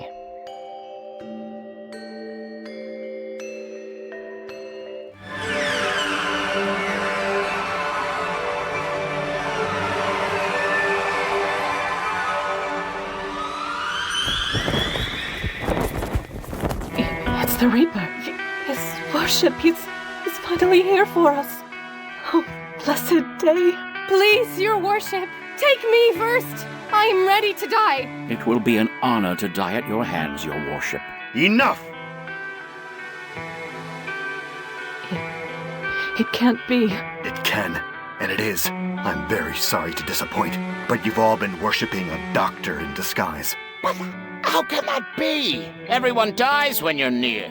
My name is Dr. Aquino. I developed a cure for green lung by studying those who have died from it. This outfit was only intended to scare people away. I had no idea it would have such an effect on all of you. I saw you. You were bent over Wilson's body. He had just died. You took his arm. Yes, I remember you. You stared at me, and I was afraid you would approach. I am sorry for the trickery. I had no idea this would happen. So what do we do now? I was ready to die with you, you imposter! Just kill me! Kill me now! Everyone, just stop. Don't you get it? He has a cure for green lung. Nobody has to die anymore. Nobody. She speaks the truth. All I need to cure everyone are my research notes from Tiberius's tower. We need help sneaking inside. If you can help us distract the guards, we can do it and get what we need. If we distract the guards, we'll probably die there. How can you tell us we have hope to survive by doing the most dangerous thing possible? 10 minutes ago, you were praying for death. Why not die helping your families, your town, yourselves? Jess, you've led all these people to believe that there's something better after death, and that there's a promised land. Why not help the world we live in become that promised land? I'll do it. Wonderful. Then meet at the Ministry of Energy this evening. We'll do all we can to keep you safe. Amy, I'll see you once you've gotten my research. Count on it. Thank you all. I'll see you tonight.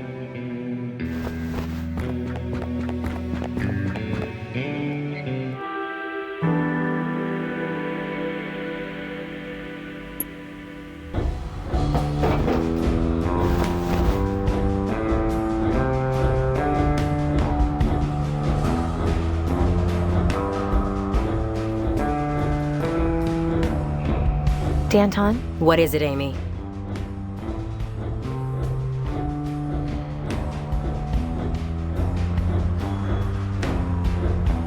What was that you said about finding a way into the tower? See if you can find someone who knows about the tunnels beneath the city.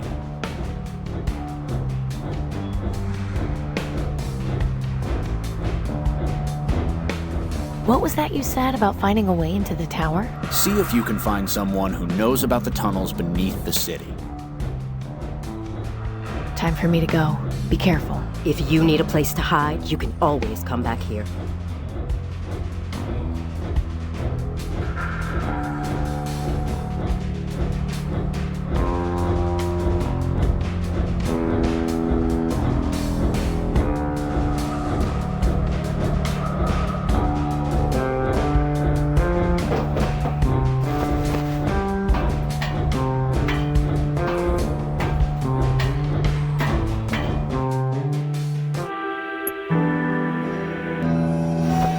So you're back.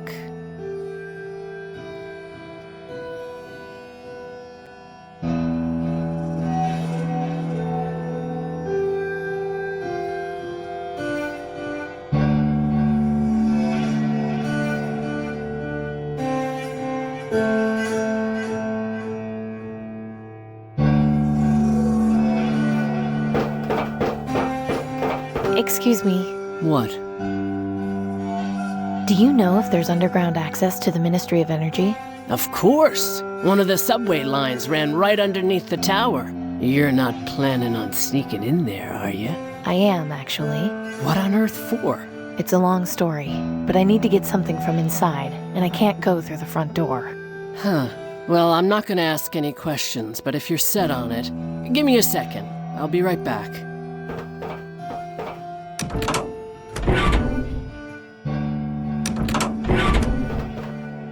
Here you go. It's not to scale, but if you follow this map, it should take you to where you want to go. Thanks. I hope you know what you're doing. I'll just be on my way. Alrighty.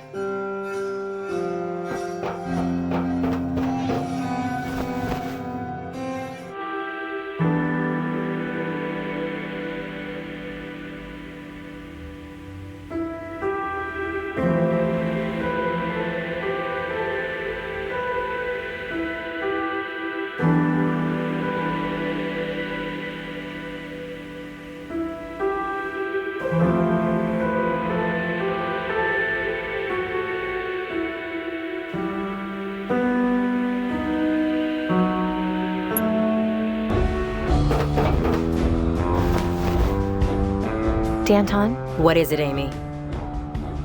I've got everything we need to assault Tiberius's tower. Are you absolutely sure? Positive. The Reaper cultists will provide the distraction we need, and I've got a map showing how to access the tower from underground. Excellent. We have no time to lose. Bruce, go get Amy those bolts from the weapons cache. She'll need as many as we can spare. I really hope you know what you're doing. Don't mind him, Amy. He doesn't fully understand the importance of this opportunity. You've done well. Soon, the aristocracy will be remembered as nothing more than a bad dream.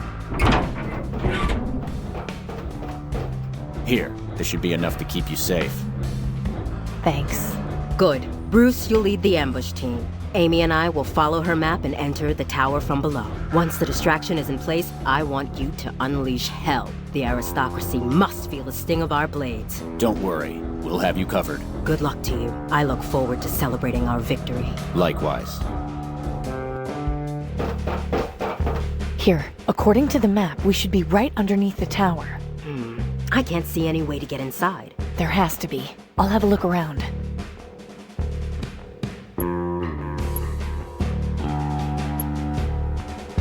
The end sequence was developed almost last, even though I knew exactly what the final showdown was going to be. The trick was figuring out what the build-up was going to be like. At first it was a lot shorter, with Amy and Danton coming up through the floor straight from Bruce giving her the bolts and wishing them well. Then they would take the elevator up to the research room, and then up to the soothsayer. It was okay, but it felt way too rushed, so I stepped back and added several rooms, starting with the tunnel underneath the tower, as well as Danton's fights with the guards.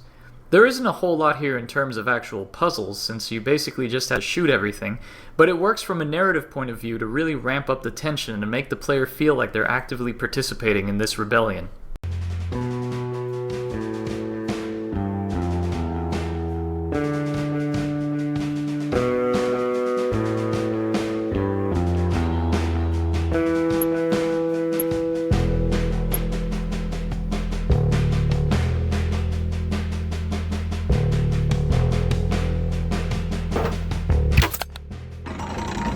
Nice work. This should be a good way in.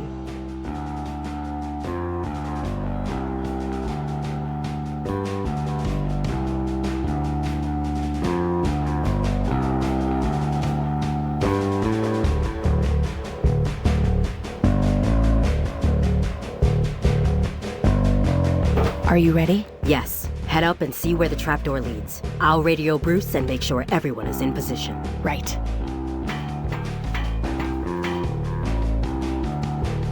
Rejoice, rejoice, for the Reaper is near. Soon this life will be but a memory, and the spoils of the Promised Land will be everyone's for the taking. Brothers and sisters, join me in adoration of our Savior. Here now, this is private property. You'll need to take your celebrations somewhere else. But, brother, our mission is to spread the word of the Reaper across the land. Be that as it may, you are not allowed to gather here. Please disperse at once. Ah, you are fortunate. You will soon know the Reaper. How I envy you. What are you...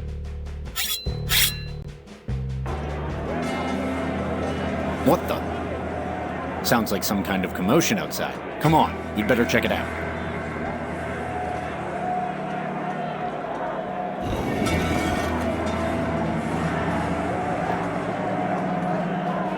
Inside the belly of the beast at last. Disgusting. We'll have much to change when we come into power. Right. Enough dawdling. We need to get moving. Lead the way, Amy. One of the films Francisco recommended that I watch when making this game was Children of Men, a film I really liked, But before I'd seen the film, I'd actually painted this scene with the tall statue with the damaged left leg in this entrance shot to the big tower. So it was a little uncanny to watch the film and see that it had Michelangelo's David in the same sort of central position in the camera shot with the same leg damaged. It was a pure coincidence, but had I seen the film before painting this scene, I'd most probably have done the exact same thing but on purpose. So I'm glad of the outcome, despite the fact that no reference was originally intended at all. So why do the aristocracy dress the way they do? One of the things I wanted to do with this game was be unique, since post-apocalyptic stories and games are a dime a dozen. One influence for this was the Hunger Games, where the residents of the capital dress in bizarre fashion compared to the rest of the population, most notably the character Effie Trinket. I've always had a soft spot in my heart for fops, which is to say the more eccentric dandies of the 18th century, so I thought featuring that style in this game would be a fun way to set it apart, as well as be a good way to visually demonstrate the class divide in the world. In order to make the antagonists appear more sinister, I figured not showing their faces was key, as well as being an important story element. The porcelain mask converted into a gas mask did the trick nicely. The inspiration for the creepy porcelain mask came from a TV show called Nip Tuck, which featured a character called the Carver in its third season, who was a serial killer that wore all black in the creepy porcelain mask. I always found this image highly disturbing and always wanted to have the opportunity to use it in a game somewhere.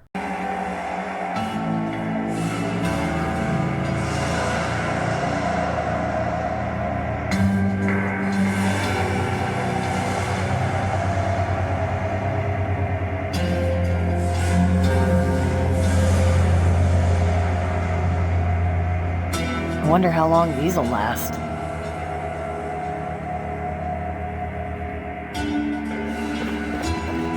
Come on, the elevators are this way.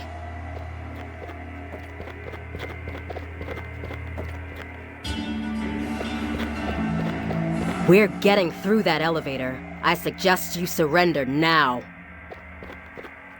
Fine. We'll do this the hard way then.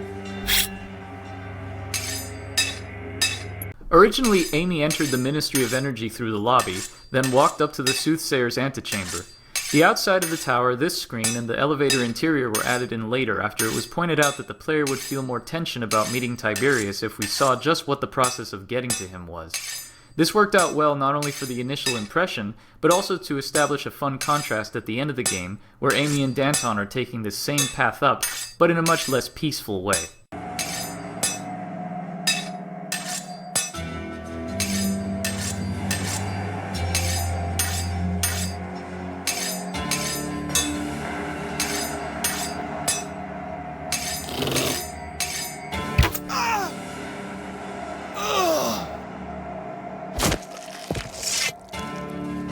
Thanks for the help. He was a tough one. Don't mention it. So, when this guard gets killed, I originally said to you, Amy needs to shoot him in the leg, he falls down, and Danton runs him through with her sword. But you went above and beyond the Call of Duty. And that's boring. Having just someone stick a sword in someone's boring. Because, as an animator, like, I remember as a kid playing Beneath a Steel Sky. I wasn't a kid, I was sort of a teenager when I played Beneath the Steel Sky, but there's an animation where a guy gets kind of cut in half by a laser, and as a kid I was like, oh, that's really crazy, who would animate a thing like that? And now that I'm an animator for adventure games, I actually went back and saw that scene again recently and was like, oh, it's not that bad. It kind of desensitizes you when you do it. You kind of push yourself more and more, you know. There's certain stuff in games I played as a kid, Jagged Alliance 2, if you shoot a guy in the head, his head basically explodes in this shower of gore, and like if you come back later there's ravens eating rotten corpses and stuff, and I was like, oh, that's so gross, but now I'm like, oh, that's cool. Like it's fun, it's really fun to have this sort of this idea of it as being some technical thing to push yourself further. You told me when Amy's fighting the guard in Willowdale Plaza that you wanted her to stab him in the neck with the syringe. Yeah. But I kind of went, well, that's kind of boring, so I'm going to get her to stab him twice in the eye socket with it and then kick him over like this angry sort. But that's always really fun to me, to do the most violent animations I can, and just having this guy's head come off seemed natural to me. I think too, in working in 320 by 200 at such a low resolution, I don't want to say it's funny, but it's definitely, you can definitely get away with a lot more, I think, more over-the-top violence than you could if it was more realistic, because... I don't know, because Fallout 3 is just as violent as Fallout ever was. Yeah, true. You know. But, yeah. But yeah, I don't know. But yeah, I like sort of going above and beyond. Sometimes, I remember, not just animations, I remember when I was doing the Quarantine Zone, you kind of had the hobby shop. And I was like, oh yeah, it's a hobby shop. Yeah. But I wanted to, so I ended up filling it up with corpses. Just because, to me, a hobby shop, that's not this horrible place in the middle of this walled city. I want to do something. You try and make it seem more horrible. You wanted to build this idea of Danton being way more violent than she needed to be. So I thought, well, how can I really sell that idea with the animation? And when you have that idea as an anime, like this is who the person is, you can kind of put a bit of that into the animation. Yeah.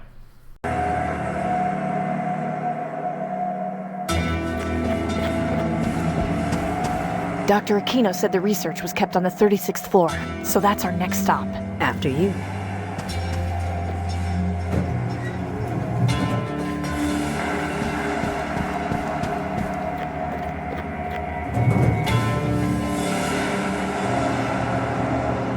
How are you feeling?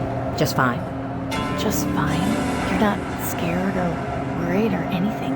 I've been scared too much of my life, Amy. So has everyone else. It's why we're in this situation. We could die today, you know. Maybe, but my last moments will be spent ridding the world of tyranny. If anything happens, I have this car I'm fixing. Could you make sure my friend Gordon gets it? Of course. In the event of my passing, return my hat to Bruce. Our mother will need to know. Sure.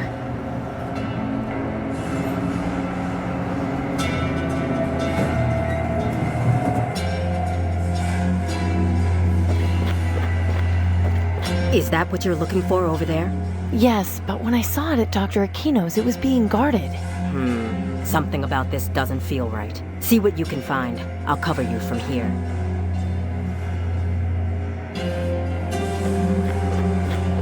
No, no! What's the matter? There's nothing here!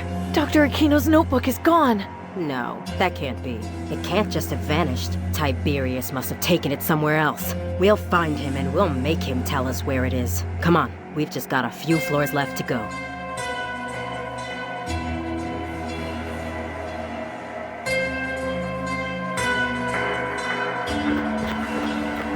All right, let's keep heading up. Right behind you. Don't worry, Amy. We're almost there.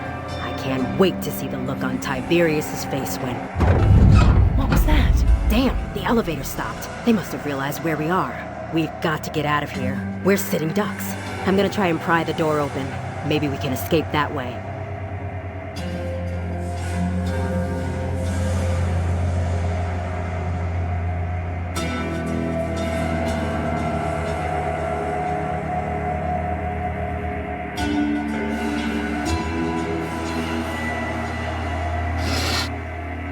Ah, excellent. We can climb up to the next floor and figure out a way to keep going from there.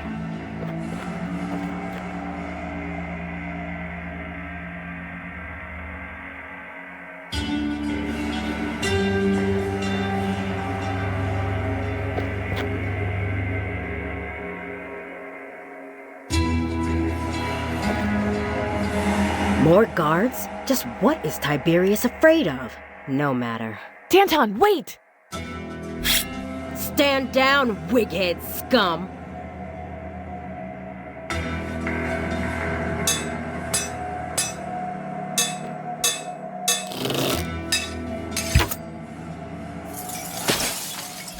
Nice going, Amy.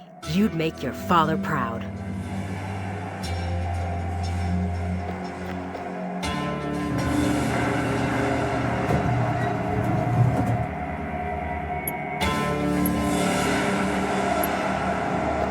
Okay, shouldn't be much further now. Are you ready? Just 1 second. I need to check in with Bruce. Bruce, come in, Bruce. Do you copy?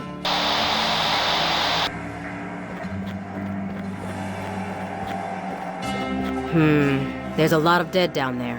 Hard to tell from up here, but I think they're mostly guards. We need to move. They'll be coming for us. Come on, let's go. What? Who are... Where is Tiberius? And where is he keeping the green lung research? You're Danton. At your service. I won't ask politely again. Where is Tiberius and where is he keeping the research? He's up those stairs. He has the research with him. He was planning on using it as a bargaining chip. But please, have mercy. Tiberius is not well. He believes things are not as they are. What are you talking about? I took advantage of his weaknesses. I have not been honest with him about my abilities. A fraud psychic. How original. I am not proud of what I have done. Please, I beg of you, spare my life. I promise to atone for my mistakes. But I implore you, be gentle with Tiberius. He doesn't understand the truth. This guy's a real piece of work. What do you think, Amy? Should we spare him? Yes, he spent many years advising Tiberius. He might be of some use to us. Very well. Leave now. We'll talk later. Thank you. Come on, we're almost done. Do not fret, we aren't in any danger. The rebels will be defeated. Soon things will go back to exactly as they were, and it will be as though none of this ever happened. I love you too, son. I think in this game, because there was a lot of leitmotifs used, I just ended up using the same theme over and over again in different ways a lot more than I normally would. And at a certain point, I was just like, am I lazy? Am I not doing my job right? I feel like I need to be doing more work. And it was still a ton of work because you're reworking old pieces, which I often find actually harder than writing new ones sometimes. But it was just an interesting and different experience to sort of redo things in a slightly different way numerous times. And I think the biggest example of me worrying about whether or not I'm lazy was in the final track of the game, or one of the final tracks, where Tiberius and Danton fight, and I ended up just kind of trying out just slamming their two themes together and seeing how it worked, and I was shocked at how well it worked. I was like, holy cow. I was going to try to get inspiration by throwing those two things together, but like they worked well to me. Tiberius, your time is nearly over. Ah, you must be the elusive Danton. And Miss Weller, you're still alive. No thanks to you. Esteemed guests, how lovely of you to break into my home. What is it you want? We're putting an end to your reign, Tiberius. This all ends right here, right now. How cute of you! Do you think you can waltz in here and fix this city's problems simply by killing me? It's a start. Do you really think the aristocracy will end with me, that it cannot function on its own? A government has no strength without its head. I'm taking over. Oh, and how do you intend to do that? By becoming you. What? I will wear your mask and clothes. I will become the new Tiberius. Then I will bring down the aristocracy from the inside. How delightfully idealistic! Tell me, how much blood will stain your hands in pursuit of this goal? Less than yours. And if you do manage to bring about this change you so desire, how will you handle the plague or outside forces who wish to attack? Green lung won't be a problem for much longer. We know you've got the research to mass produce a cure. Your old friend, Dr. Aquino, will see to that. He lives as well? Yes, he's the Reaper. Of course. It makes perfect sense. I think this little charade has gone on long enough. I couldn't agree more. No! Watch where you... So usually when I come up with a game... My boy! My sweet, wonderful boy! How could you? You detestable hag! Do you realize what you've done? Oh, my beautiful boy! My only son! That thing is your son? Hold your tongue, or I will feed it to the ravens, Willard. So that's what the soothsayer meant when he said, "Oh, God." Do you see, Tiberius? This is the real world. Your family is dead. The city is a mess. Your delusions hurt everyone around you. Amy, this is up to you. Set your sights on his heart. Go ahead, Amy. Finish him off. Put the pathetic creature out of his misery so we can rebuild. Miss Willard, you cannot let her be in charge of a new government. She will ruin more than she will build. If you spare me, I will make sure that you and those you hold dear are taken care of. You'll want for nothing. Order must be maintained, but we can make things better. Slowly, peacefully. Don't listen to any more of his lies, Amy. Only a flood can fix a drought. This will change nothing. Good work, Amy. You chose well. So, what happens now? We've got a lot ahead of us. It won't be easy. I'll dispose of him, then take the Reaper his research so he can get to work on the cure. From there, we'll figure out who is loyal to our cause and who isn't, and cut down those who oppose us. You did a good job here today, Amy. I thank you for your service. Not a problem. Now, if you'll excuse me, I have work to do. We'll be in touch.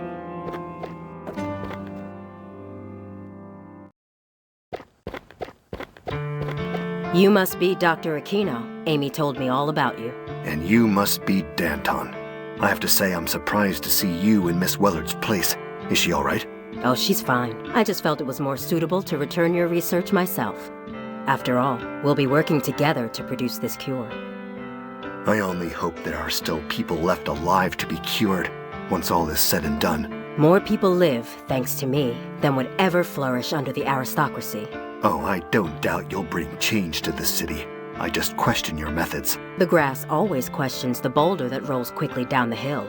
But soon enough, you'll see how much we grow. Yes, I hear blood is a phenomenal fertilizer. I'm sure we'll be seeing plenty of it. Maybe so, but in the end, we'll be free of the aristocracy. We'll see what happens. At the very least, green lung will be eradicated.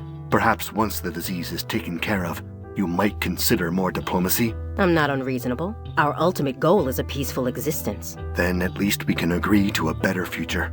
I think we should part ways for now. There's lots of work to be done. Good luck to you, Doctor. The Resistance thanks you for your service. And to you. November 9th, 21 years since the bombs fell. Danton stuck Tiberius's head over the entrance of the Ministry of Medicine. People waiting in line for their cures were both amazed and terrified. Her revolution against the other ministries had many recruits who quickly went to their deaths. Sometimes I wonder if all this bloodshed was worth it. I've lost more friends and loved ones in the past year than I can count. But at the same time, they met their ends with pride. They died with dignity. I suppose in this dusty, dying place, that's all you can really ask for.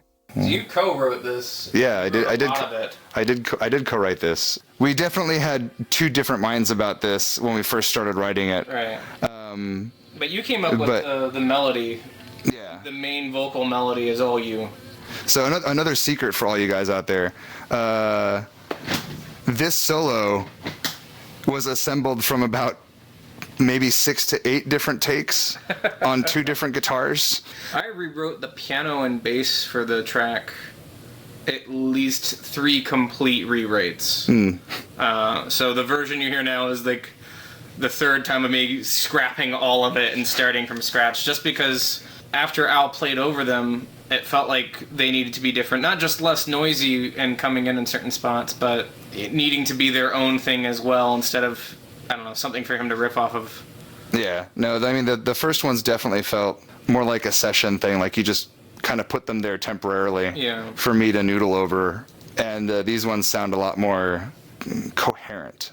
Yeah. I think is the word that I'm trying to look for. I think they also know how to, they knew better when to shut up. Because I had to, for the first few takes, I think I just noodled on a little too long.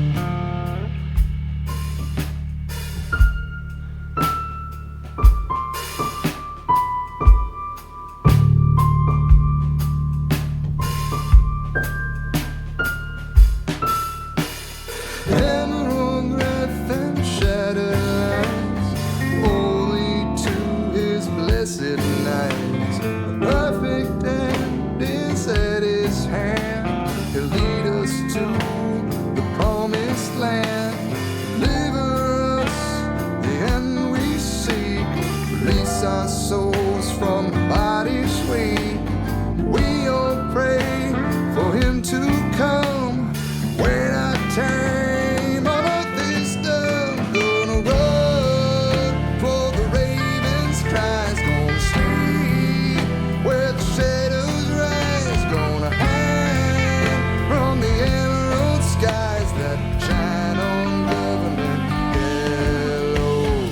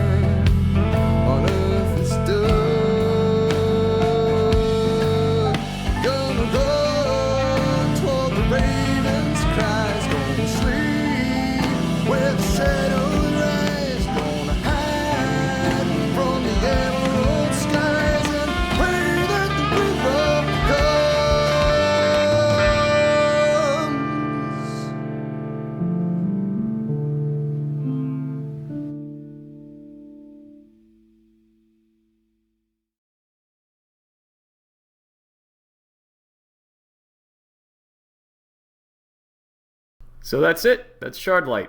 Do you have any final thoughts about this project as a whole? I always really wanted to do a post-apocalyptic adventure game. I've been really lucky working for Wajidai because every project I've done is basically a dream project. I was always a fan of the Blackwell games, so getting to work on those was great. Doing Techno Babylon, I always wanted to make a big cyberpunk point-and-click adventure, so that was great. And I always wanted to make a post-apocalyptic game, and here we are. And it feels cool that we've done something that feels a bit different, that feels like our own. I really feel like, I know it's a corny thing to say, but I feel like we kind of put our own voice into the sort of setting and made it our own. Although I suppose you could say that of any post-apocalyptic game. But I do really feel like we made it our own. And it was probably the most intensive project I've ever worked on in terms of like the struggles to make it happen and the sort of stumbling blocks along the way. But it feels good to have made it. And from where we started to where it turned into, like, I really like how the game evolved and what it turned into. And, I think we made the right choices most of the time. Yeah, same here. I mean, like you said, it was an intense project. It was certainly the biggest project I've ever worked on, and it's my first team project, so I obviously had to learn through the growing pains of working on a team and kind of figure that out. But it was a project that from the very beginning I always thought could be something really special. And I think that, like you said, even through all the stumbling blocks and everything along the way, it really turned into something special. And I'm really proud of it. And I'm, looking back on it, of course, there's always things that you could have done differently or whatever. But I think that the overall experience is pretty solid. And I can pretty much say genuinely that it's probably the best game that I've ever worked on, and it's definitely set a high standard for myself going into the future on future projects. And yeah, just generally it was good. And if you thought you were corny, I'll be even cornier and say that it was just, not only was it a great project to work on, but it was great that I actually got to make a project with you. So there you go.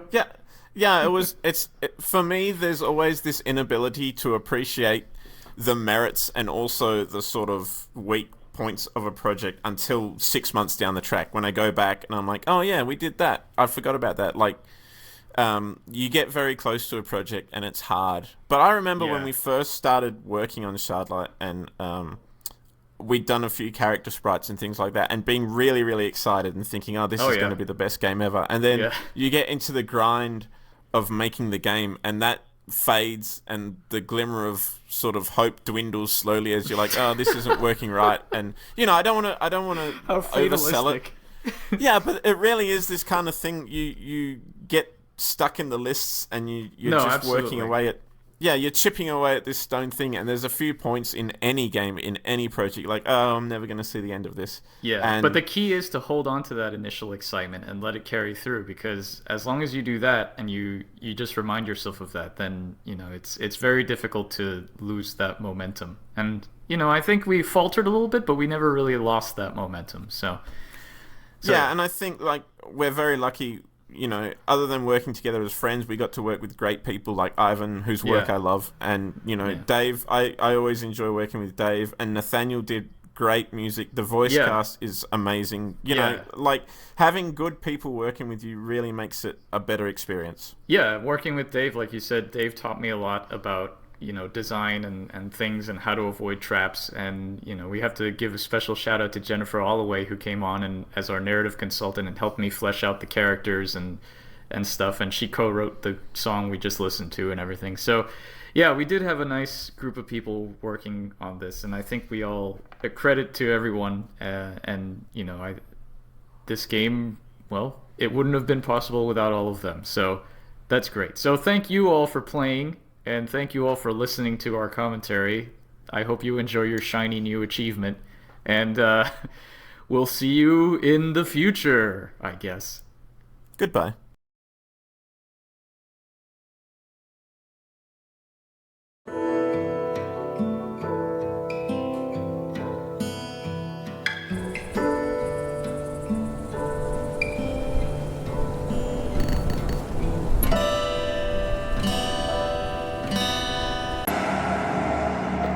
Okay, just Bruce.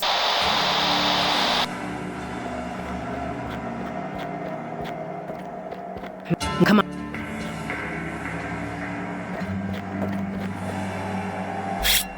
Yeah, but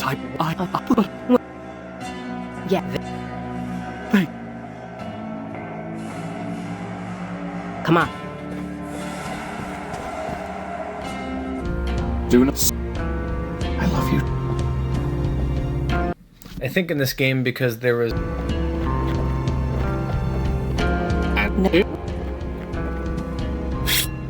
Do you... But...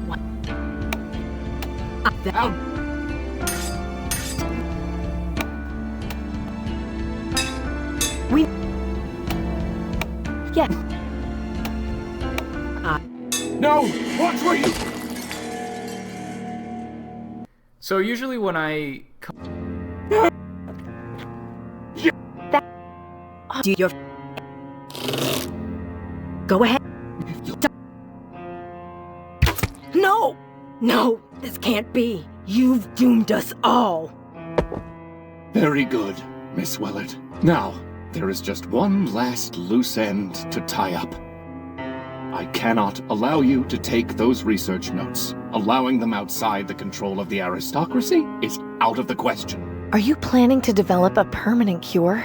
Given current events, it would be foolish not to. In any case, I am a man of my word. You will receive a dose of the cure as soon as it is available, as well as provided a new home with access to clean water and food. All this, of course, in exchange for your silence. You are not to tell anyone about what you have discovered. Settling any public unrest is already going to be a difficult task. Understand that violation of this agreement will have swift and dire consequences. Do I make myself clear? Yes. I hope you know what you're doing, Tiberius. More than you know. Please, leave me now. I have much to do.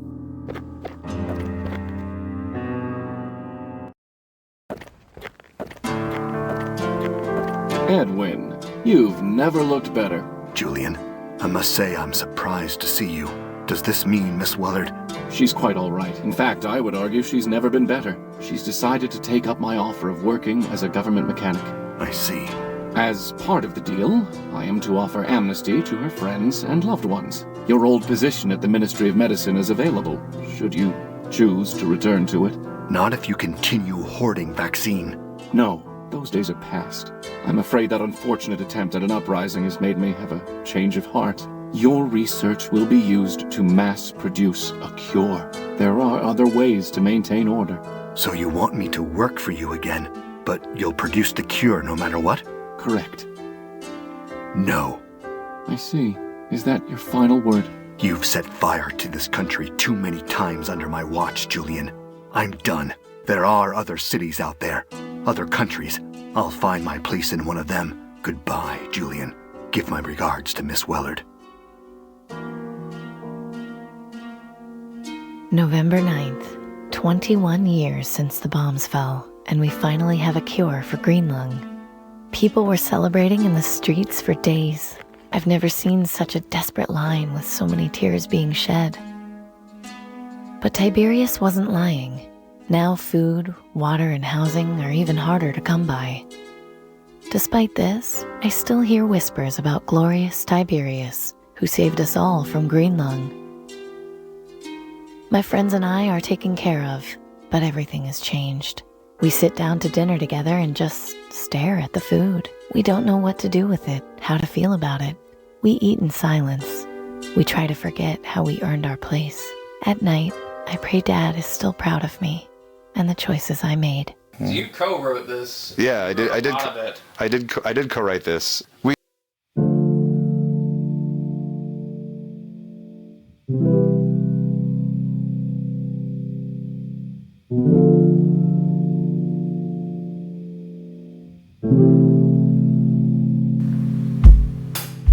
Blood in the water, souls on the skin. First it's you, the next.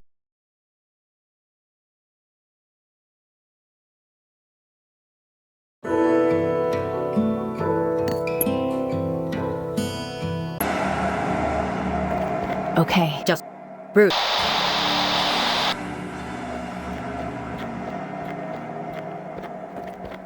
Come on.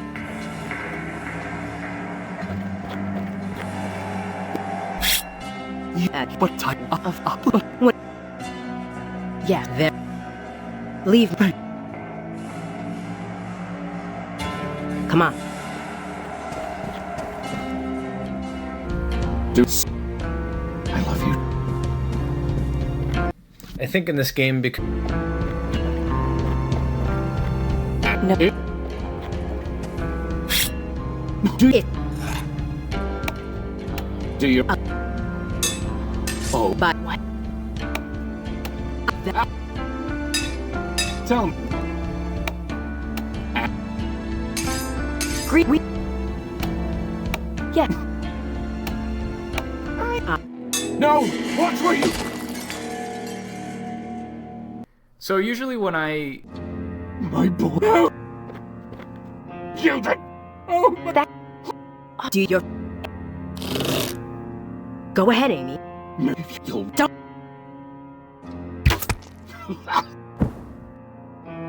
Good work, Amy. You made the right... Wait! What are you doing? Saving our country. I'm sorry it had to end this way. For both of you.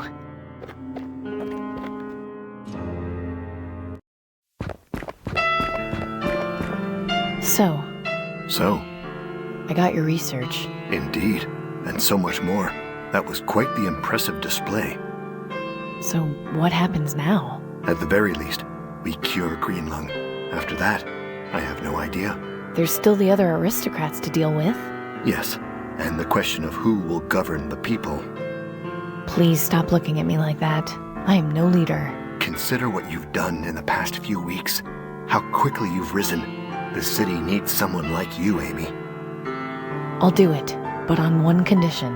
I want you to rule with me. Oh? Sure.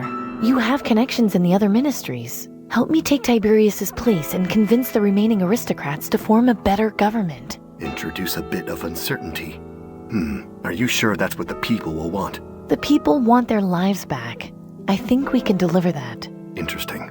I think it will take a lot of work, but we can definitely build a better future for this city. Which reminds me. What's this? A carburetor and spark plugs, designed to fit an older model vehicle. They were just laying around. Thank you. Don't mention it. Now I think we should part ways for the time being. We both have a lot of work to do. I should have the cure ready in a few days. I'd be honored if you were my first patient. It would be my pleasure. Take care of yourself, Amy.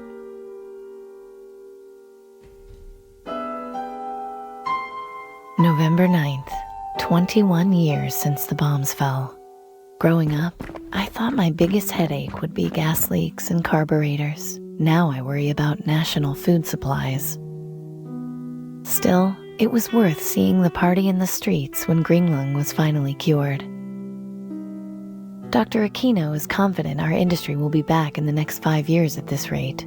I certainly hope so. Sometimes I miss the old days when I could just fix cars and stop for a chat with my friends. But at least now, when I look out over the market, I can see them all smiling back at me. So you co-wrote this.